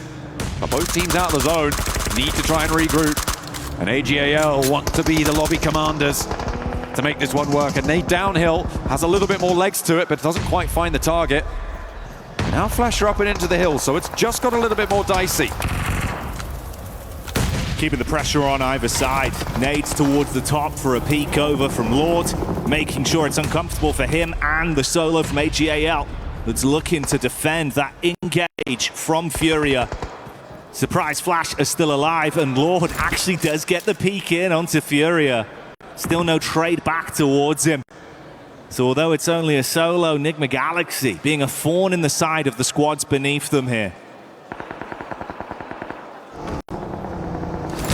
Avola on that north side, looking to keep the pace going. Coming off of a strong game on the last one. Now they're up to 9 elims again as well. And on this north side, they've got that high ground command that they were looking to try and sequester away. How high can they climb, though? Furia backs to the blue. They're a little bit more desperate now. And around the corner they go, locking themselves into the vehicle. Team Flash suffering, trying to find a challenge, but it doesn't connect. Is there a third party from AGAL? Doesn't look they find anything, but Bose steps up. It's rebuffed by Lord. Enigma Galaxy up on high, still here to play. Stealing away Elim after Elim in all of the commotion. That puts him up to 6 individually. 3 to his name. Make that 4 as he continues to spray. Lord with the eyes in the sky, punishing down now as Enigma Galaxy keep the heat on Furia. Switches his attention round to AGAL as well. They're coming in to close the gap. Goodbye, Flower Rage. It's uncomfortable. Ayala holds his own. Good defense. Damage done. XEZ trapped. You've also got Igor to play on the angle as well, and there goes AGAL. Dropping down. They do manage to ladder up, but remember, the placements haven't kicked in for Enigma Galaxy just yet, so they will be in the top 5 going into the last one, and Lord is not done. Is there nothing this guy can't take a chunk out of? Everybody stepping forwards, and everybody wants to find out just who's up on that high ground. The Lord of the Mountain. Anyone that dares to challenge him has been dethroned. And the longer he lives on, John, the less ammunition remains. Running low. The economy now playing a pivotal role. How much more can he squeeze out of this? Switches to the Mini 14. Bang on the head. Goodbye, OG. Wow, goodness me. They eliminate themselves up another place, and 4 teams remain at this stage. It's Alola who have done bits now here to solidify themselves into the top 16. They've almost, so the top 13. It's fairly certain that they may have done enough here, which is a great relief for them, I'm sure. guaranteeing themselves a solid double-digit game coming on in. As Geekcake try to crawl their way around the edges. Quick, oh, you can't be going out that far in the blue. Goodness me. Loses his footing somewhat and the most of his health bar too. More of their utility force to be reinvested to get themselves healthy to contest from here. Furia somehow living on borrowed time with some of the awkward fights they've had to even get this far into the runnings. Lord knowing he can't risk too many engagements that won't result in a clean pick with the low ammunition left in reserve. Geekcake and Alula not too far from one another. This could all change in an instant, John. A single pick. I mean, the fact that Lord is low on ammo is so important for Geekcake here. Their survival would be all but diminished in its entirety if they do find it. But there's a first knock over towards Geekcake. Alula dancing around. Silence does connect, but he has to go for the reload. In the meantime, Lord pinches a point away with some of his precious ammo at range, and he finds more too. Down to his last magazine though. 31 rounds for Lord. He's got 2 nades, but has to back off. He's got an angle to get his HP back, doesn't need to over-invest. He's already started to break the backs of everyone that's dared to defy him from this angle. Let them fight amongst themselves. Furia putting pressure on, but they're not ready from the peak from the top. Lord, 2 nades in the back. Let's see if these will pay off. Cooked nicely, rolling down the hillside. Alula already still the point on the Furia. One more nade for Lord. Drops it right on top of their heads. Looks for the shots, gets 1 knock, but it's now up to Alula, who are looking to charge themselves up. Gain some pace over, and they are able to find it. The high ground was indomitable, and Alula take a 12 Elim chicken dinner. The twists and turns on the narrative. Miramar delivering with madness in the desert as squads had to desert all hope the longer that went on, knowing the high ground was irrecoverable. Lord up on high. And he saw everything, John. The difference is, with ammunition running low, he did what he could, and he stole far more points than it felt like he was going to get from that one. Absolutely. I think it was at least 6 eliminations for him, maybe even 7. So the team is going to be chuffed to bits with a 3rd place off of that location. You can see Enigma Galaxy. They are happy. Yeah, okay, yeah, get that celebration in. You love to see it. And they are feeling good because that is going to put them nice and deep into the top 5, Jackie. That's an unbelievable game of Miramar there, mate. A lot of excitement, right? And you think about how awkward it was for them, constantly trapped with Alula staring at them for so long. They're thinking, do we really commit to the fight versus GOAT? Lord made the heads-up play to climb up. The zone gave them a blessing, and they ran with that as long as they could. Shocking scenes from Alula as well, just always making it uncomfortable for all of these squads.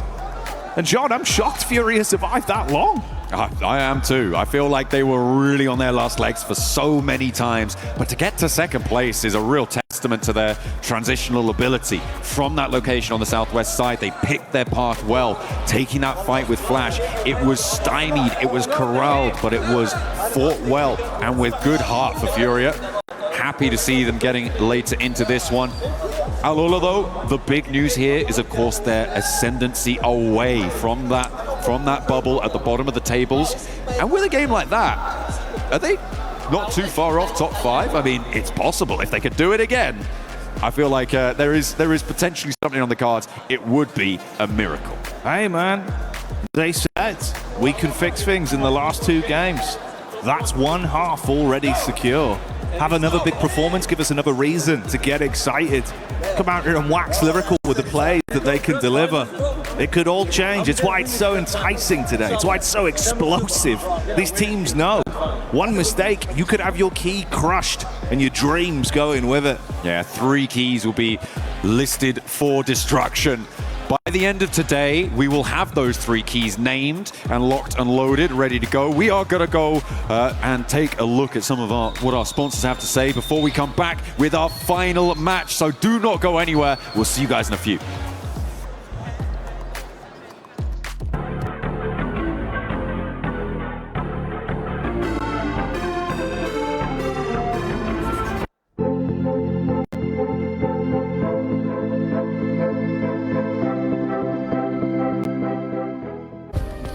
Play is in our DNA. Whenever we let it out, it becomes our superpower. Now imagine an entire city being built to supercharge it. Kadir City, powered by play.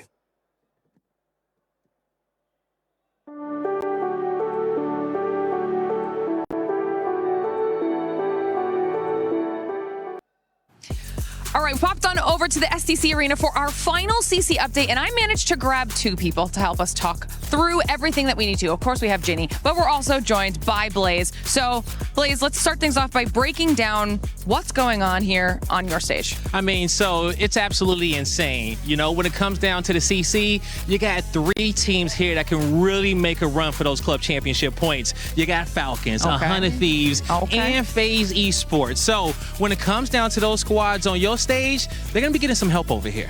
Okay, that's actually big because this is an opportunity for a couple of those teams to actually get some more points that they need, Ginny. So talk to me about the CC implications that this could have and if there are any other CC squads that might have some surprises. Yeah, so when it comes to right now, we have 4 out of the top 8 that already qualified. So you got FaZe, you got G2, you got 100 Thieves, as well as Falcons. Very important to note, however, that G2 is not CC eligible because of the fact that they made too many roster changes after the deadline has already passed. They did knock Gentlemates into this lower bracket, and Gentlemates has competed before on COD, where they got 200 points. They competed in Valorant, where they also got 200 points, and they are yet to compete in Rocket League next week, where they have a pretty good roster. So for Gentlemates side of things, like, they have to win this lower bracket game today to even be in the top 8 and get some points. My question then for you is, how realistic is that, considering what happened yesterday with the 3-0? I mean, it was a 3-0. It was crazy. You know, I talked to some of the players, and they felt like they were playing a God squad over there. Oh, wow. But don't worry, the Gentle Suits are in the building. And if I've seen anything out of that amazing group, is that they can will their team through some crazy series to push them into the finals. I love that. I love that, which means that there's definitely going to be some very exciting matches coming up over the next couple of days. Yes. So, of course, as we know more, we'll keep all of you updated and see how everything plays out. Thank you, Genie, Glitter, and Blaze for the update with the CC, because things are getting spicy here at PMWC at EWC 26 as we're going to be heading into our final match of Group A. We will end up eliminating the bottom 3 teams. And talking about those bottom 3 teams, Lays, one team that was able to push themselves out of it from the beginning of the day, Alula ended up getting that win as well. Yeah, I just want to obviously mention to you guys at home, they started today with 21 points in the bottom 3. Now, they've had a nice trajectory so far and being able to sort of keep themselves within that middle, but then to skyrocket to a chicken dinner. And not only that, managed to get about 10 eliminations just before the fight with Furia when they're moving their way down off that peak onto the hill, and then they were able obviously to get that. But that wasn't without some help from one of our teammates who was sitting on the top peak there. But for this team, they clearly understand that these last 2 games are incredibly important. They have had a steady run throughout this. I mean, looking at this position here, they are actually sort of moving their way down on top of GK, which I thought, oh, okay. Obviously, they weren't sort of putting out that scout to see where Furia were at that moment. Furia were able to get like a couple of knocks on them, but they were able to reset and then get that win.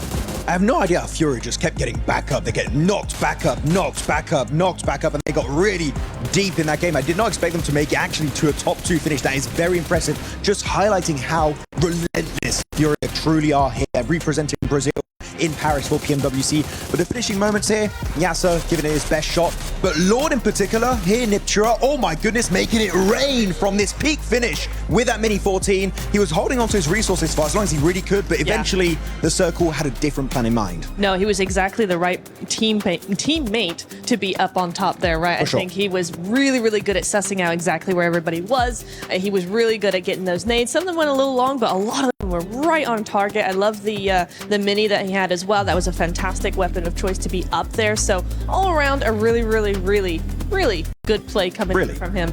Really, yes. Really. But really. And really, Lore was able to put up good performance for Enigma Galaxy, being able to secure some extra placement points as well, putting up those, oh man, look at us, Tomash, let's go. 8 eliminations there from Lord, and the damage there as well, and this is a squad that's currently in contention for that top 5.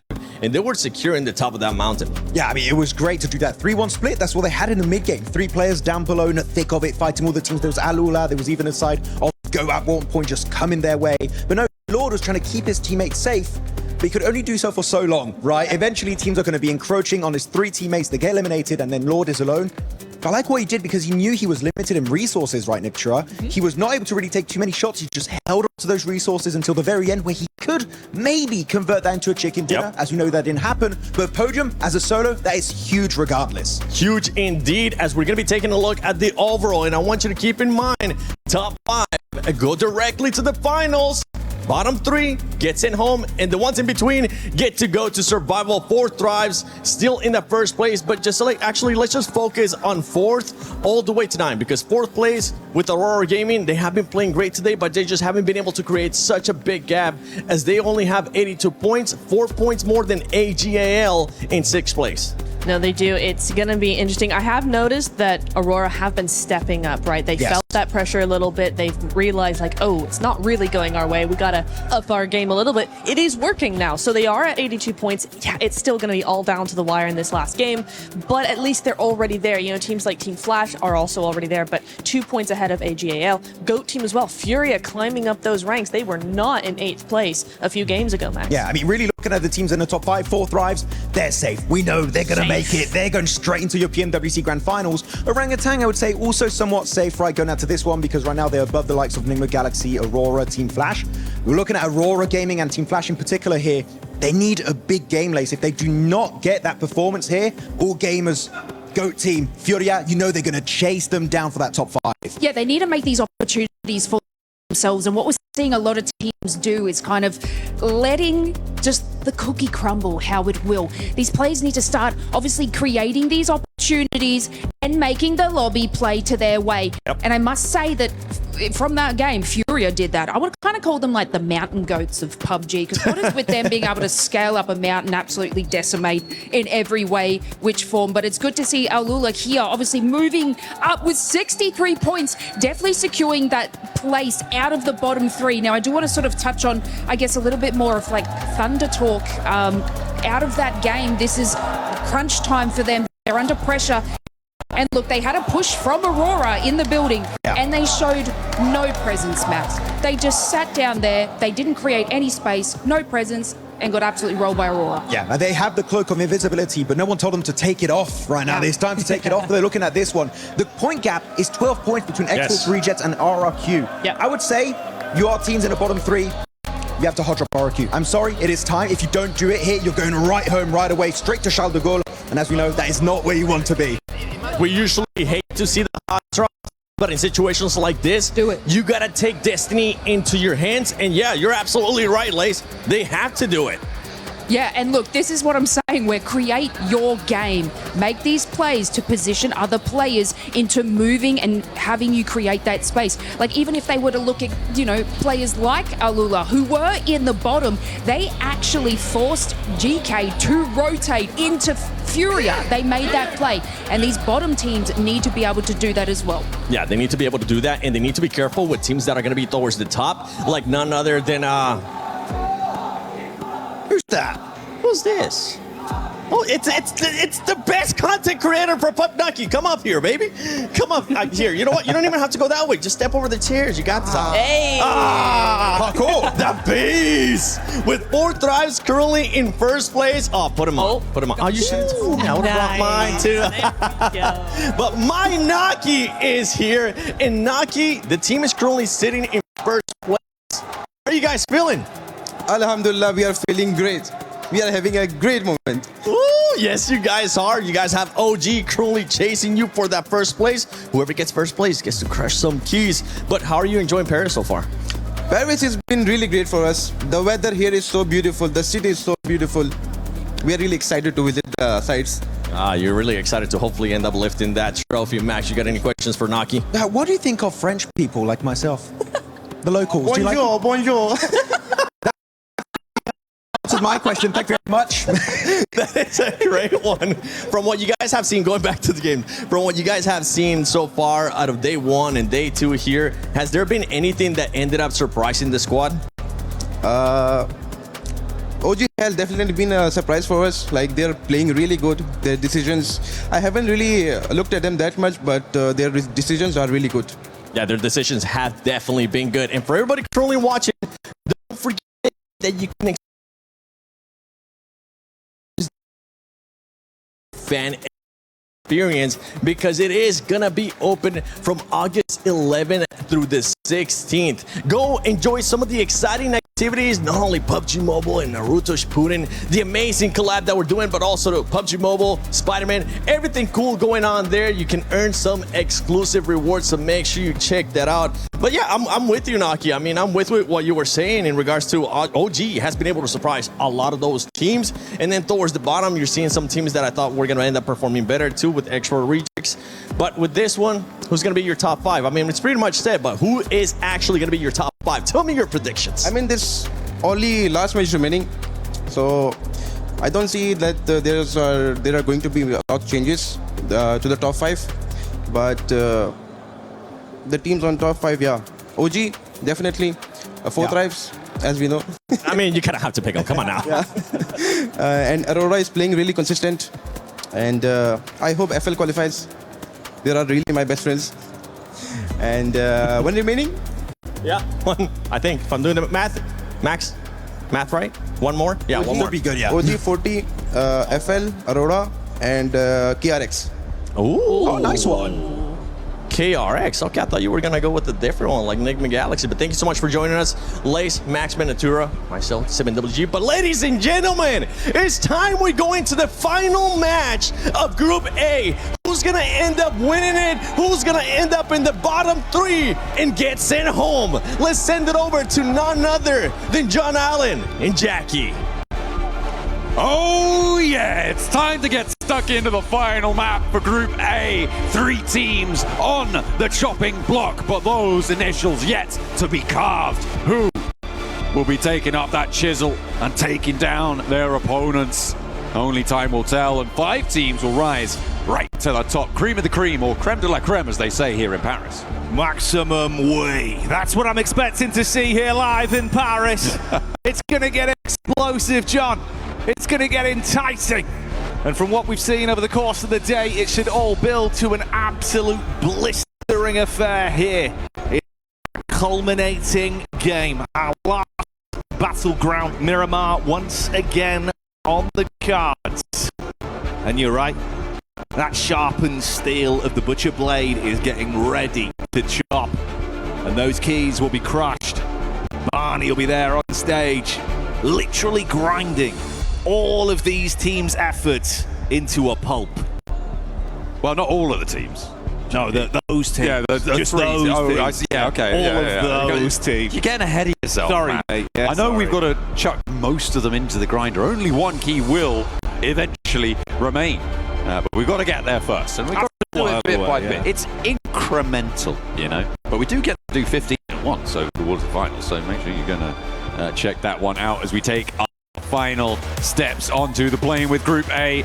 Miramar has never been hotter. It's time to decide who will move forwards. Now you can see the keys around the crusher. Our team's deep in fort, getting their last minutes in before we kick this one live. Get back into the playing path and set things off. The players, the organizations, the hopes and dreams. The atmosphere is good here in Paris. You can feel it. Tension, you could cut with a knife for some of these squads. And for the top end, John, not fighting to lose your chance in the tournament. You certainly are putting your neck on the line to make sure you guarantee a chance to skip that survival stage. Absolutely. Top 5 is so valuable here. Interesting predictions coming out from Noki back over on the desk as he found himself over the back of the chairs and immediately thrust into doing Max 7 and Neptura and Lace's job. You know, apparently we had to draft in some outside help there, but I think Fourth Rise OG, yeah, 100% I agree on that. Aurora, I think is a fairly safe bet. I feel like not including Enigma Galaxy in the top 5 was a bit of an outside chance. And then even further beyond that as outside chance, KRX being in the top 5 for him. I feel like that's maybe what he wanted to happen. Not what is probably going to happen. I mean, that's his personal ideal top 5, right? That's his take on it. So it's fair enough, man. Exciting teams. They've certainly all given us something to rave about over the course of yesterday and today here at PMWC. Live from EWC 26, the big 26, John. God, imagine. I remember when it wasn't 26. Last year, right? It was 25. Yeah, and the year before that, 24. No, it wasn't. Oh, yeah, okay, yeah. There you go. Yeah, it wasn't 25 the year before that. Come on. Don't be silly. Southwest Circle, as the plane path goes straight down the middle of this one from Partona up towards San Martin. It looks like we are going to be heading down towards that Chumasera Hills area, the Ladriera dual peak lines over on that western side. Going to be a major feature there. So transitional areas around there, highly coveted. A lot of ground on the south side is slightly treacherous. Potential to see teams rotating down through Partona, trying to get access to the west, but more than likely, we're going to see a long rotate over on the north side, coming down on that west edge, past El Pozo, to try and push themselves towards those Ladriera Hills.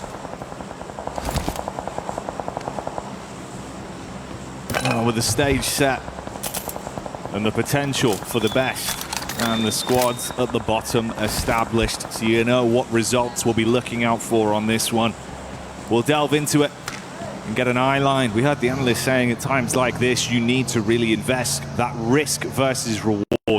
You can't play it overly safe. You can't leave your fate in hands of other teams. That goes both ways, John. If you want to try and push in, or if you're looking to actually keep yourself in the competition, not lose those keys. We'll see if there's any forced fights, if the early game is a bit different. Some of the indecision we've seen from squads. You look back, right, what we saw from TTG. Moments of difference where maybe if they just committed that risk factor, could have given themselves a little bit more stock to play with. We'll see if that changes here and now. I mean, right now for X-Force Rejects, they're sat 12 points behind RRQ. That is a big gap to make up. It's going to be very, very difficult to do that, and even further behind for the teams behind that as well. So I'm really not holding out hope. I feel like we may already have our top 13. I don't want to jinx it for RRQ, but I feel like I'm fairly confident in saying that, especially given where RRQ are on the map, down towards Biodemar already, pretty much slap bang in the center of this circle. Yeah, it's going to be pretty difficult to try and jump up there and change things on that front. Would require something quite special, but there are quite a few teams, I think, who could realistically jump into the top 5 here, depending on how Flash, Aurora, Enigma Galaxy do in this game. There are potentially opportunities to jump on through and see what you can get done for maybe, I mean, maybe down to 9th, but maybe even Ulf could give it a fair crack, if not Alula, which is a very outside chance. But 17 points, as we were saying, you know, the 12-point gap feels pretty dastardly to try and get past, but with the form that Alula are on right now, it might be doable. 17 points. Yeah, they've been looking far better, been hitting some good strides, and definitely guaranteeing themselves at least more of a safety net to play with from slipping deeper down into the depths.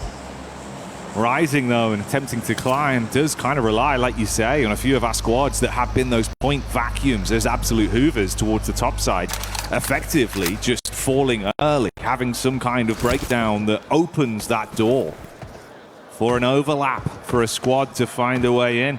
So a lot riding on it on the individuals. A lot of small storylines in this one. We'll keep you dialed in with the narrative. Trying to play small ball and keep yourself rolling straight down the track to the top 5 at the moment. I mean, the differentials between these teams are really quite small. I mean, even up towards OG, an 8-point difference between 2nd and 5th is very, very much surmountable. A 10-point difference from AGAL up towards Orangutan to jump up towards that top spot. So, very volatile, even at this late stage. 12 out of 12, we're at the full fraction. No more matches after this one, and it is still very much all to play for. Unless you're 4th drives, then you're pretty much guaranteed to be in already. They've done more than enough with the plays that they've made over the course of the past 2 days, John. Looked very, very exciting to watch.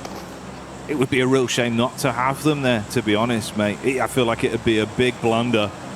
So glad they've already proven just how hard they're willing to play here live from Paris. We've heard the arena getting absolutely ballistic time and time again when you see pop-off plays. Hell, even just from one individual, right? Falak starts to go huge, this place gets loud. I feel like Falak does anything, this place can get loud, I think. True. That's, you know what? That's exactly the sort of support that has seen them into the top place right now. It's exactly the sort of support that saw them to first place back in PMGO as well. A global title spurring them on. And a second in their sights. We'll have to wait a little bit longer to see if they can do it, but it's almost certain that they're going to have a crack. Aurora, in the meantime, a lot less certain, but in a scrap with RRQ and Furia. RRQ, remember, the bubble team at the bottom, do not want to be going down early. No, you could see that kind of kicking in, the immediate reaction when they thought, hang on, I've got a line of sight to try and take a pick here over onto them. Throws a few bullets out, but doesn't want to overcommit. Far riskier for RRQ than it is for Aurora. And Furia, if they see weakness, they might attempt to dogpile on top of that and backstab towards Aurora. It's calmed down off the initial shots that were fired out. But you're still nearby. No safety yet, and that's only the one man from RRQ as well with the split they went for, so it's a lot riskier trying to keep his nose clean and out of trouble. Ooh, a little bit of trouble finds OG though. Taking a knock over towards themselves, and on the north side, looks like a little bit of a traffic jam between two of our teams towards the bottom and our second place team, OG. Having a little bit of trouble here, a little bit of strife. And that's going to be another nade launched over the top. The knock not yet back up, and Swash does get flushed away. Shiva to be able to claim that one. Potential wraparound here for Rolex, but he's spotted and handled. X-Force Rejects seemingly in charge of this fight against Gaming Stars as another flush comes on through. Yusuf and Maniac trying to piece themselves back together, but boom goes the dynamite. Leaves Maniac flagging. Nothing more to be said. That was quick, it was clean as well, and that's what you need. Good plays made. They're going to be able to shut him down and remove G-Star from the competition off the back of that, make it far more uncomfortable for them, as they now know there is nothing they can do for themselves in this situation to rise up the ranks. They're left dead last in that position, whilst Reject claim 4 points. They've got to do a whole lot more, John, but that's a brilliant start. They've got to get a whole lot further down south as well now for X-Force Rejects. They have to move from that northern edge all the way out the back. OG, in the meantime, did manage to get the player res, so they are rotating against a full 4 team there, as well as KRX out on their west side. This is a real gauntlet for X-Force Rejects, and if they're going to qualify, this is the sort of test that they need to prove themselves capable of passing, Jackie. So I'm happy, in a way, that they have that opportunity. I'm not so certain that they're going to be able to pass it, but I'm willing to be proved wrong, and I'm ready to be here for when it happens. RRQ are now only 4 points ahead.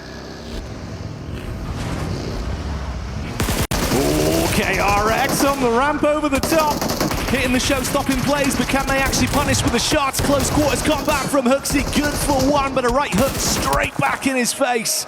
And for Reject, it went from a nice start to a punishing position. Damage done onto 3 players for KRX though. It's just Trey left. Spams bullets onto Reverb. Starts to put them in their place, but recovering from this is going to be awkward. Both teams suffering massive losses. Shiva not in the fight, a little bit too further afield and already locked down. That's going to be a lot of points added to RJC's total, but they are losing players left and right. Now playing on as 2, they disengage with 7 eliminations. They are getting closer and closer to RRQ as time goes by. And X-Force Rejects with a chance, but yeah, that gauntlet, like I was saying, is such a tough pass. The third party coming through, it's pretty impossible to make that one work. But KRX falling in the meantime as well. A little chime in coming through from OG, helping them out there, adding some more points to the RJC tally. And OG keeping themselves in a very comfortable position, seeing if they can chase towards 4 thrives. See who remains at the top of the plinth come the end of today. It'll be exciting to see who our lobby leader is when it's all said and done. TTG here as well. Another team that it feels like even the potential of them really grinding from the spot they've been left in, John, is unlikely at this point. Yeah, it's getting less and less likely for a lot of teams as time goes on. And in terms of top 5 qualification, I'm afraid that Noki will not be correct with his KRX prediction, as he's going to be down in a 9th place spot. But they're going to be seen again in the survival stage. I think I can guarantee that. I'm going to lock that one in. Zypher spots Shiva from X-Force Rejects, and that is going to be a quick flush. Their run may just drawn short on the north side. RQ, all they need to do is hold their nerve, stay alive, keep things together, and defend their patch slap bang in the middle, although it's got a lot less central now with a hard east shift. Zone crunching in. Goat already in position. Gike making the move up as well. Alula, Furia, really just the dribs and drabs that remain for Reject over that side as well, with OG potentially in a position to find them on their late pathing in. An Enigma side that looked very talented into the previous matchup off the back of the skillful plays we saw from Lord on the elevated angle towards the mountaintop. Seeing what more they'll get from this. That's the park up from Devil. I mean, there is potential for it, John. RRQ have been attempting to avoid fights up to this point. There's been a couple of opportunities where teams have whizzed near. They haven't risked it, which still means there's a chance. But if Reject can do much, maybe there's an opportunity. It's only a solo, though, so we're looking for a big finish on it with some more elims. It will not be an easy feat and requires RRQ to be shut down by a different team. And I feel like RRQ's position is just so strong here. It's such a difficult position to try and get up on towards against a full force squad. If they're reactive and fast enough to respond to threats as they come their way, that is the major downside for RRQ, right? You have to play it fairly split in this location. And it looks like they are going to be, I mean, they're spiking out. They are making themselves known, which I think is the right play. Force teams around them to fight against each other as they try and ascend towards it. This is what you need for RRQ. Keep that suppressive pressure, just moving teams away from you. You do not want to give them the idea that, hey, you're a weak fight. But maybe Furia have found their opening. There is AGAL behind them that can make it harder, Jackie, but I feel like Furia, we know how hardy this team is. We know that they've got some real staying power. The question is, can they get up the side of this cliff? A similar situation once again for Furia then. They've had plot armor in the previous game, but this one might be harder for them. Shots on target towards Liu, so AGAL start to back up. Look to close the distance between their split and play off each other. You've got good cover at least by pushing so far towards the ridge side, so you can't take shots from the top of RRQ. But fighting towards them, like you say, is another story. It does allow RRQ a little bit more flexibility, I'd say, if you're confident that Fury is not going to push up that cliff, not going to go further in and try and loop around the cliff. You've got some more latitude to send your players to other angles, but there's plenty of angles to try and deal with. As Alona charge on in and take on AGAL and take a huge bite out of their player count, down to 2 now, and that bubble just got a little bit safer. And 78 points for AGAL. Team Flash still 2 points ahead on 80. Yeah, this is really rough for them, John. If they were looking at the idea of having another game where they could really ramp up those points and push themselves into a good spot, you're down to half your chance now with only 2 of the 4 players alive. They were attacked from the side by Goat as well. And although Furia was safe from the gaze from that top side view of RRQ, it's the roam in from Aurora that's closed the gap to allow them to get shots onto them. Made it more uncomfortable. Got that initial pick over. Nick McGalaxy getting stuck in on that western flank.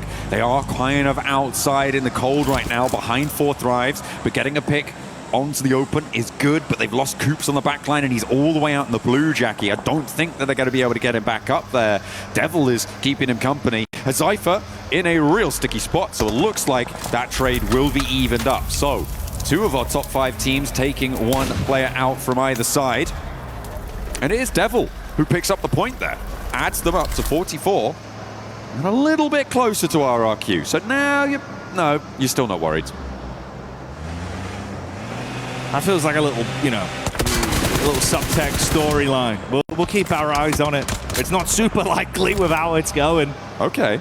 But worth being aware of. I mean, he's still on the move, still alive for now. Yeah, but the zone's coming to get him.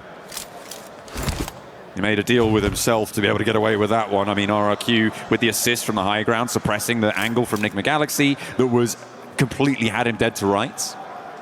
But where does he go here? He's got to go up, he's got to go around into OG, in towards RRQ.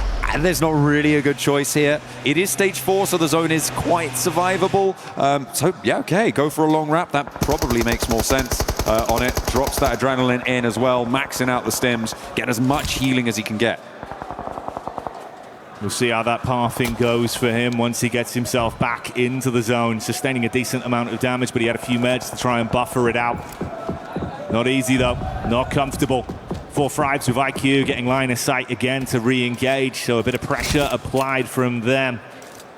Now RRQ still sitting where they hunkered down so long ago, waiting for a team to attempt to force the fight. GK with a connection in the rear. Thundertalk seeing all of this commotion around them as well. As Nigma Galaxy move up towards Alula. That's top taken down by IQ, and Falak getting stuck in as Aurora are suffering casualties. This is dangerous for Aurora. They're not safe, not in its entirety. Nigma Galaxy a little bit better on the points tables, but going this low, trying to just wend your way on through. Seems like they successfully shack themselves up there. Get 2 of their players across as we hop on board with Alula. A lot of damage done towards GOAT team, and this was a team that was looking good for the top 5 not too long ago, but now their dreams are being dashed at the feet of Alula. Alula, they formed a fist and they are punching through the defense of GOAT. Moxie takes a heavy blow down on his last legs as the team gets removed from the equation. Goodbye GOAT. Alula coming alive as they begin to punish Nigma Galaxy. Absolutely collapsed on once again as well. Fragmenting the squad. 5 elims here, John. Keeping up that pace, Alula have changed something. There is a different team right now playing for them. But losing one, taking a knock to the play zone as well, that's going to slow you down no matter who you are. Playing on us too. I have to see what they can find. It is just too far away to hope for the bubble right now. And Aurora may be breathing a little sigh of relief here with AGL getting cut down to 2 with only 1 of their players alive. This is not the situation you want to be in for Aurora. You definitely want to be putting a little bit more distance between you and that bubble, because 4 points is not enough to feel safe, especially when you think about teams that have the potential to get into this late game, like Furia, who are a little bit further behind, but definitely within striking distance. Nigma Galaxy go down to a combination of Aurora and 4 Fribes. Removed from the equation as our top team scrap amongst each other. RRQ finally play their card, but it's versus OG, and they come in full aggro. Good shots with the AUG, damage on target. Attempting to reposition RRQ down to 2 players. That's 1 cleanup as the shots hit onto Wizguard, and they are able to repel the initial assault. Aru behind the steering wheel looks to create space and get away. Play on as a solo. That could have been the opportunity there. If RRQ had fumbled the roll-up, it could have been the chance for Devil to make his way on in, because he's completed that wraparound that we saw him go out wide for and is now pushing him from Chumacera. Could have survived a lot longer. Looked to get a point or 2 on Elims, get some placements coming through, but now the gap is 6 points, and it makes it all that much harder.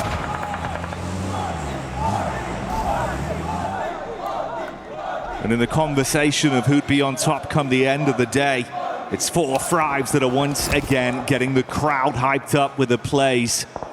4 Elims in the back pocket, always showing up in the Elim feed as the arena here at the Qiddiya City grid starts to roar.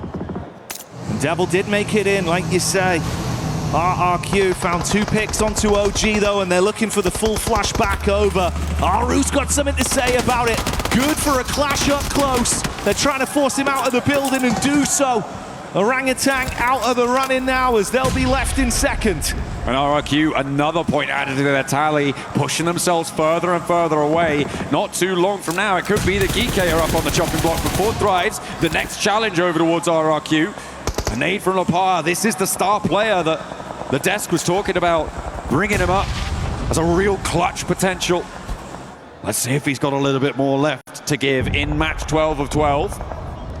As 4 Thrives currently playing a 2-1 split with Falak, T24 on that western side, IQ much further inland. The backoff comes through and RRQ don't want anything more to do with that high ground, certainly not at the moment. AGAL finally falls to Furia. And TTG trapped down in the ditch with nades being dashed towards them. T24 throwing them in on target. His eyes lighting up with the idea of a prospect of 4 more points for our top lobby team right now. And as the zone eats through them, they are finding success with ease.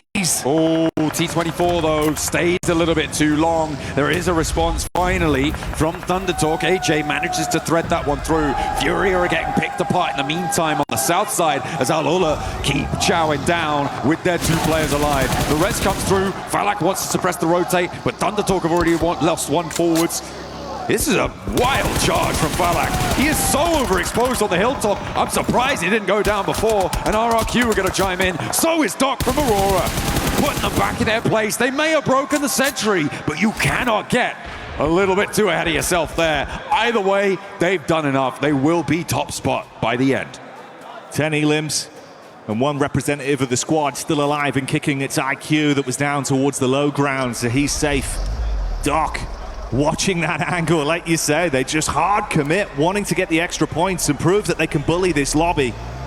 Doc lines him up and knocks him down. That solo representative of Aurora at least guaranteeing some extra boon for the squad. Devil still alive in the back of the vehicle as well. He's pathing around. I mean, Flash have been so quiet for so long, but thankfully for them, John, the other squads that were close to potentially forcing them out of that 5th place are already gone. They've already left this lobby.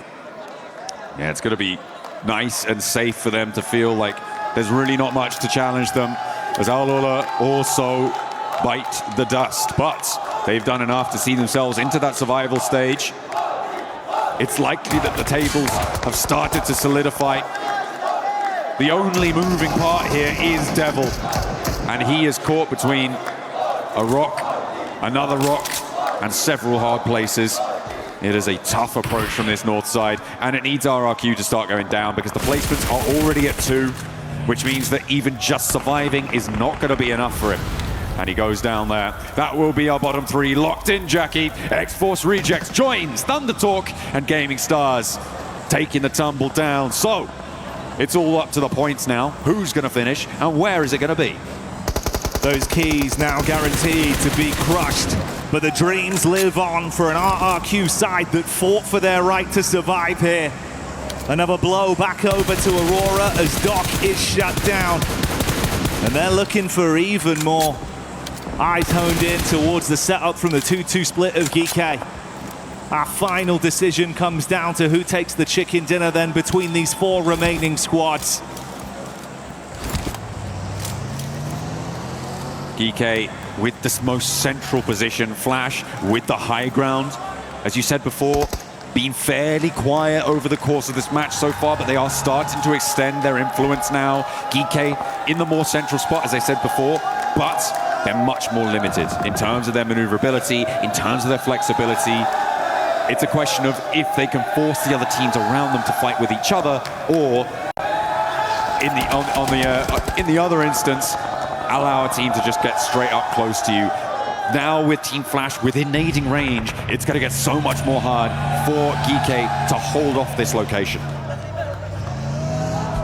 And Flash, after paying passive for so long, know that they can take risks now. So they look to advance down onto Geekay. Good first nade connection to blow one of the squad mates away. Present an opportunity to punish off the back of it, but RRQ with a third-party snipe from distance, starting to steal those points and increase the pressure that's mounting on Flash's shoulders. Secure in their 5th place, but they'd like to go further to try and join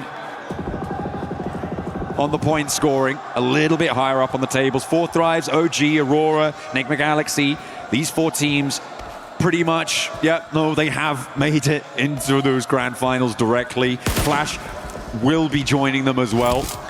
It's really... I don't think it's possible. Yeah, I'm pretty sure it's not possible at this stage for Ulf to catch up. I don't think there's enough points left in the lobby to make up the difference, especially when you consider that Flash will also be getting placement points for a minimum of 4th place and whatever else they're able to purloin from the rest of this lobby.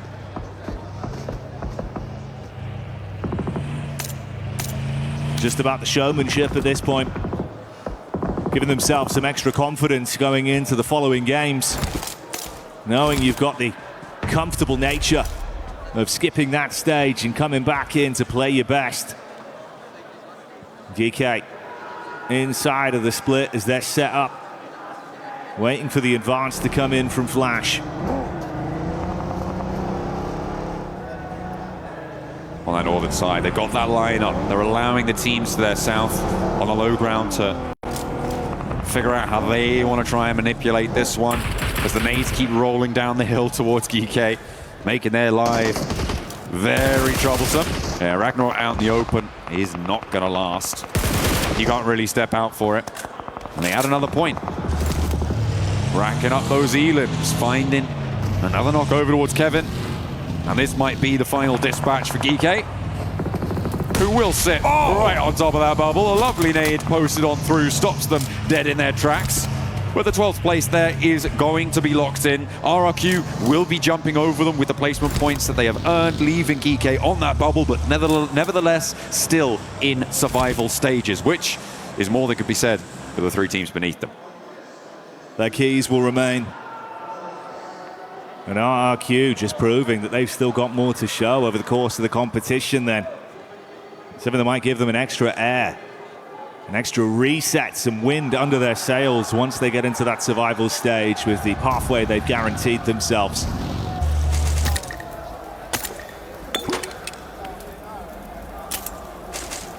Team Flash playing this one by the book. RRQ and Ulf both pushed up to these ridge lines that they have to breach through quickly and open up exposed angles against them. Flash need to be in position, ready to go for the shots, but it looks like they're more preoccupied over towards RRQ's position. And maybe rightly so, because they do find Genfos, but Ulf in the meantime have gotten up close. Maybe a little bit too close for comfort. The shots can start to ring through, but Posey doesn't have an angle on towards it. As Genfos still bleeding out, but the nades now can come on in. Zeus is in danger, so's Tops. And there's the approach coming through from Ketch and Calci off on the other angle. Eren and Scarface playing off one another beautifully. Genfos does get flushed away, and Lapar now the last to stand for RRQ, but Ulf have managed to turn this one topsy-turvy. Yeah, they've really thrown a spanner in the works here, and they jump back behind the steering wheel to keep more pressure on Flash. Calci with a Molotov thrown in as well, giving them a little bit of space to play off on this one. Distance firefight RRQ. Verpotting onto it with a good angle to try and punish onto Flash. To tuck in behind the vehicle. Oh no. Yeah, it's right up in their face, John. Taking it to them. The wolves at the door, and they will echo with the sound of a shotgun shell, and now it's Lapar. He is in a 1 versus 1 technically. He's got a little bit of time here. Has Calci to deal with on the low ground. He finds it, and now there's only one more player up top for him to deal with, but the vehicle, the death departing explosion there puts the final nail in. Lapar looking pretty good, but it is Ulf to find the chicken dinner and a place in the survival stage. You see the excitement, the celebration, in the faces of defeat for some of our squads. They fought as hard as they could. For some, the journey ends. For others, it's just beginning with a battle for survival in our following stage. But for the lucky few, John, that were able to write history for themselves, they've guaranteed that opportunity to go directly through to the finals. In the space of 2 days, the competition has reached an enticing pitch already. What a treat Group A has been. Group B, I'm hoping, is going to be similarly high octane.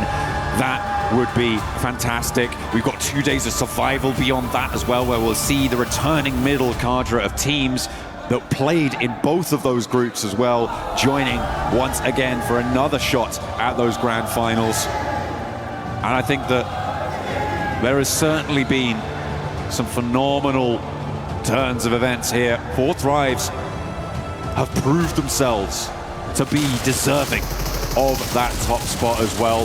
From that PMGO season, people still sometimes had questions. Not me, never me, but some people certainly questioned, are they a mainstay team? Can they keep it going? The answer in this group, a resounding yes against some of the strongest teams in the world. They've had such resilience, such beautiful individual skill as well with the plays we've seen from the entire roster, passing the baton at multiple times to guarantee themselves more and more inside of these battlegrounds. And I'm very glad that we'll get to see more from them. It's unfortunate we'll have to say goodbye to some of our teams, John, but the ones that go on to survival stage, they've earned that spot. Absolutely. A big benefit of being in the top 5 as well is that you can really focus on analysis, on really practicing, on getting those strategies ingrained onto your team, as well as researching the other teams more through survival stage whilst being able to keep your playbook a little bit more hidden. So for Orangutan, I am thrilled that they've been able to get up and into second place. A brilliant result for this roster that hasn't had as much international experience as a lot of the players down on the stage here. Phenomenal stuff. We're going to head down to the stage to make sure that we're locking in everything that needs to be done. Barney, what do you got?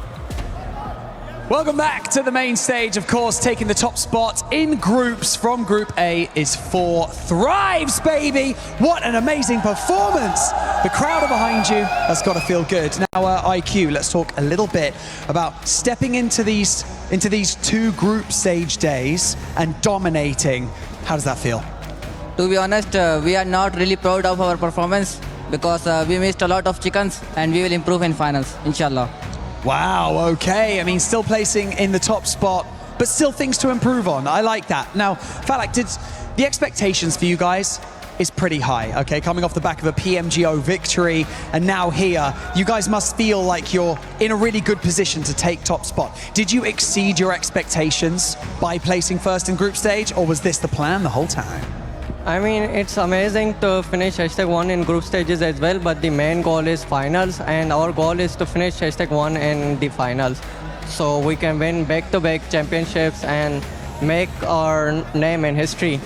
I mean, speaking of making a name in history, the PMGO win, if you manage to secure the win at PMWC, and then in your home country, PMGO, that would be pretty good, wouldn't it, IQ? Yeah, of course. Of course it would be pretty good. Right, guys, we have something special to do, which I'm pretty sure you know. Follow me. We're going to go over to the Crusher. Now, as first place finishers, right here at the group stage for your group, you get to do the fun part. Now, I would like you to come and stand up here, all 4 of you, please, behind the awesome Crusher. Now, before we get into the meat of this, can I get you guys to budge around? Budge around a little bit. Budge around, move around, move around, move around. Now, before we get into the meat of this, we've got to say our commiserations, of course, but 3 teams underperformed here. And it's brutal, but it's fair. Gaming Stars, Thunder Talk Gaming, and of course X-Force Rejects will be eliminated from the competition. Is there anything that you would like to say to them before you crush their keys? Sorry guys for crushing your keys, and bye-bye. Ah, sorry guys, and goodbye. All right, IQ, can you please press this button and that will turn on the Crusher and reveal the teeth? Here we go, look at that. See you later, Gaming Stars. Okay, would you like to pull on this lever, crush the remaining keys, and send them into the elimination zone? 3, 2, 1, see you later. Was that satisfying? Yeah, that's too much. Too satisfying. Well, you might get to do it in the final with 15 keys. That's the plan, right? Yeah. Yeah, that's the plan. All right, 4 Thrives, congratulations in placing first in Group A. We've got so much more PMWC action coming your way over the next few days. You can hear the crowd going nuts for 4 Thrives. That's what we like to see here at PMWC. But for now, let's head back to the studio so that they can talk about everything that happened over the last 2 days of groups. It's a sight that we're getting used to seeing. 4 Thrives just dominating in, honestly, not being happy with their performance, Lace. That's insane. That's crazy because they're the only team to hit triple digits, 107 points. 80 of those guys were actually eliminations. They had 0 chicken dinners. They had about 27 placement points, so that is about like a 2.25 average placement. So most of this was made up by pure firepower. Yep. But of course, They don't think that's good enough. And look, that's okay. They want to add the wins to that valiant effort as well. Especially because we're going to have Smash Rule. Especially you want to make sure you can actually get those chicken dinners. But Max, you know they didn't do it in PMGO Season 1. One thing we shall not forget. Yeah, congratulations, 4Thrives. You're able to get that first place here for Group A. But this is the first time in a long time that we're going to have an India team at a global final. So I want to take you guys back to the PMWL 2020 Eastern Region. Orange Rock, TSM entity, they made it to the finals and actually did really good back in that event. But now it has been 5 years, 11 months, and 29 days, and that streak has now ended as Orangutan make it to your PMWC 2026 Grand Finals. And a great performance from that squad, if we're being completely honest. The way that they were able to perform yesterday was impressive in the way that they started off so slow and they were able to become aggressive. This is what we've been wanting to see out of the Indian teams, to match the aggressiveness that the global lobby is currently showcasing. They were able to do that, and they were consistent as well today. WizGod was able to actually get a lot of placement points for that squad in 2 matches. He really was. It was so exciting to see. And you know what's even crazier, is that Orangutan, out of the 2 Indian teams that we have here, we have Godlike coming up in Group B. Orangutan is the more passive of the 2. Now let's just take a moment and let that sink in. Orangutan are the most passive of the 2 Indian teams here. They're in 2nd place. They've been going all over the place. They've been controlling the lobby. What is it going to happen with Group B? I'm scared for everybody else now. I mean, I was scared after they got their first chicken dinner on Game 6 of day 1. I was like, okay, we need to see a continuation. I was not expecting a back-to-back win. Okay, that was definitely pushing it to the absolute limit. So they're confident. I hope they can bring that confidence into the next stage, which is going to be the Grand Finals. Very exciting. So Aru and the boys keep it going. Yeah, they're definitely going to keep it going now. So we're going to be seeing the top 5. There you have it. 4Thrives, Orangutan, Aurora Gaming, Team Flash, and Enigma Galaxy. Woo! I'm happy to see that team go back to the finals. And another team that I actually have to give major props to has to be Aurora Gaming. This looks like the squad that we usually expect, Nectura. It is. I was just thinking that. It's like, oh, finally, they're not just sneaking their way into the top 5 just by the skin of their teeth. Finally, we have a team that has presence here throughout the 2 days. Maybe a little less yesterday, but look, very even across the board. 30 points, 60 elimination points to make that 90-point total. So I'm really, really happy with this. It gives me a little bit of hope for those finals. Yeah, and a bit of a heartbreak too if we're looking at 6th place, Slays, because all esports, they were expected to go directly to the finals. It doesn't end up happening. And sometimes expectations really do weigh down on you. And this team, has everything that it takes to be in those top 5. But of course, they just didn't really make those kind of macro decisions when it was necessary. So we did see them sort of fall off. And that brings through teams like Team Flash, who, like I say, throwing stuff at the wall, making it stick, but they adapted, they pushed through. And Ulf just kind of lost that momentum throughout there. Even Team GOAT, we could say the same type of thing, expecting massive things from them as well. I mean, still a valiant effort, definitely, but these teams, it is surprising.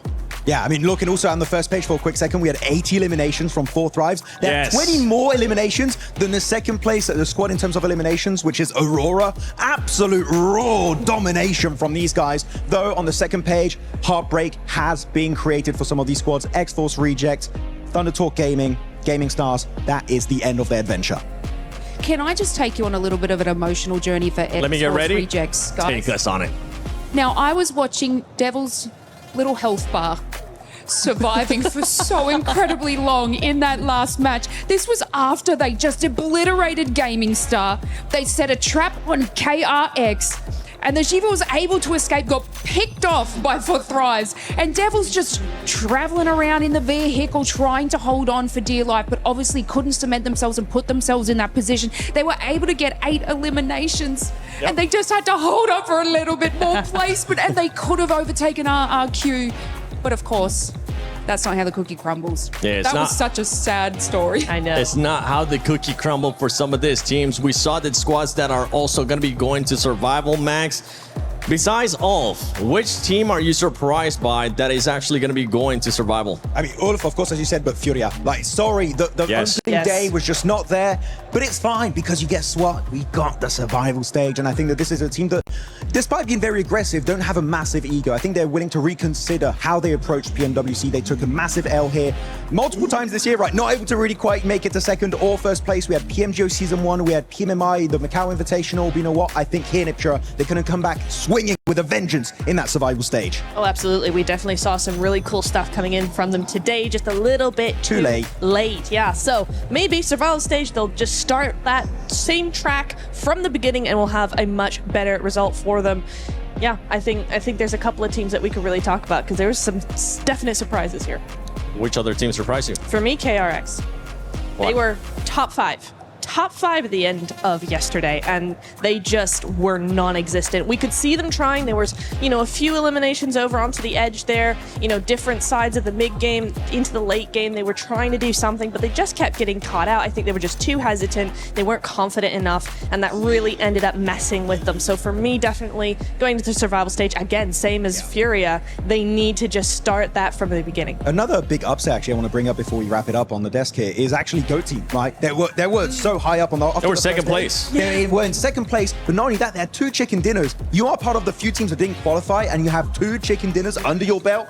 GOAT Team, we know this team has a lot of potential coming out of the EECA region, but here, you got to go back to the drawing board because this was just not enough to make it out of the group of death. And one of the main concerns that we had for that squad was what were their matches going to be looking like when they didn't end up getting those wins?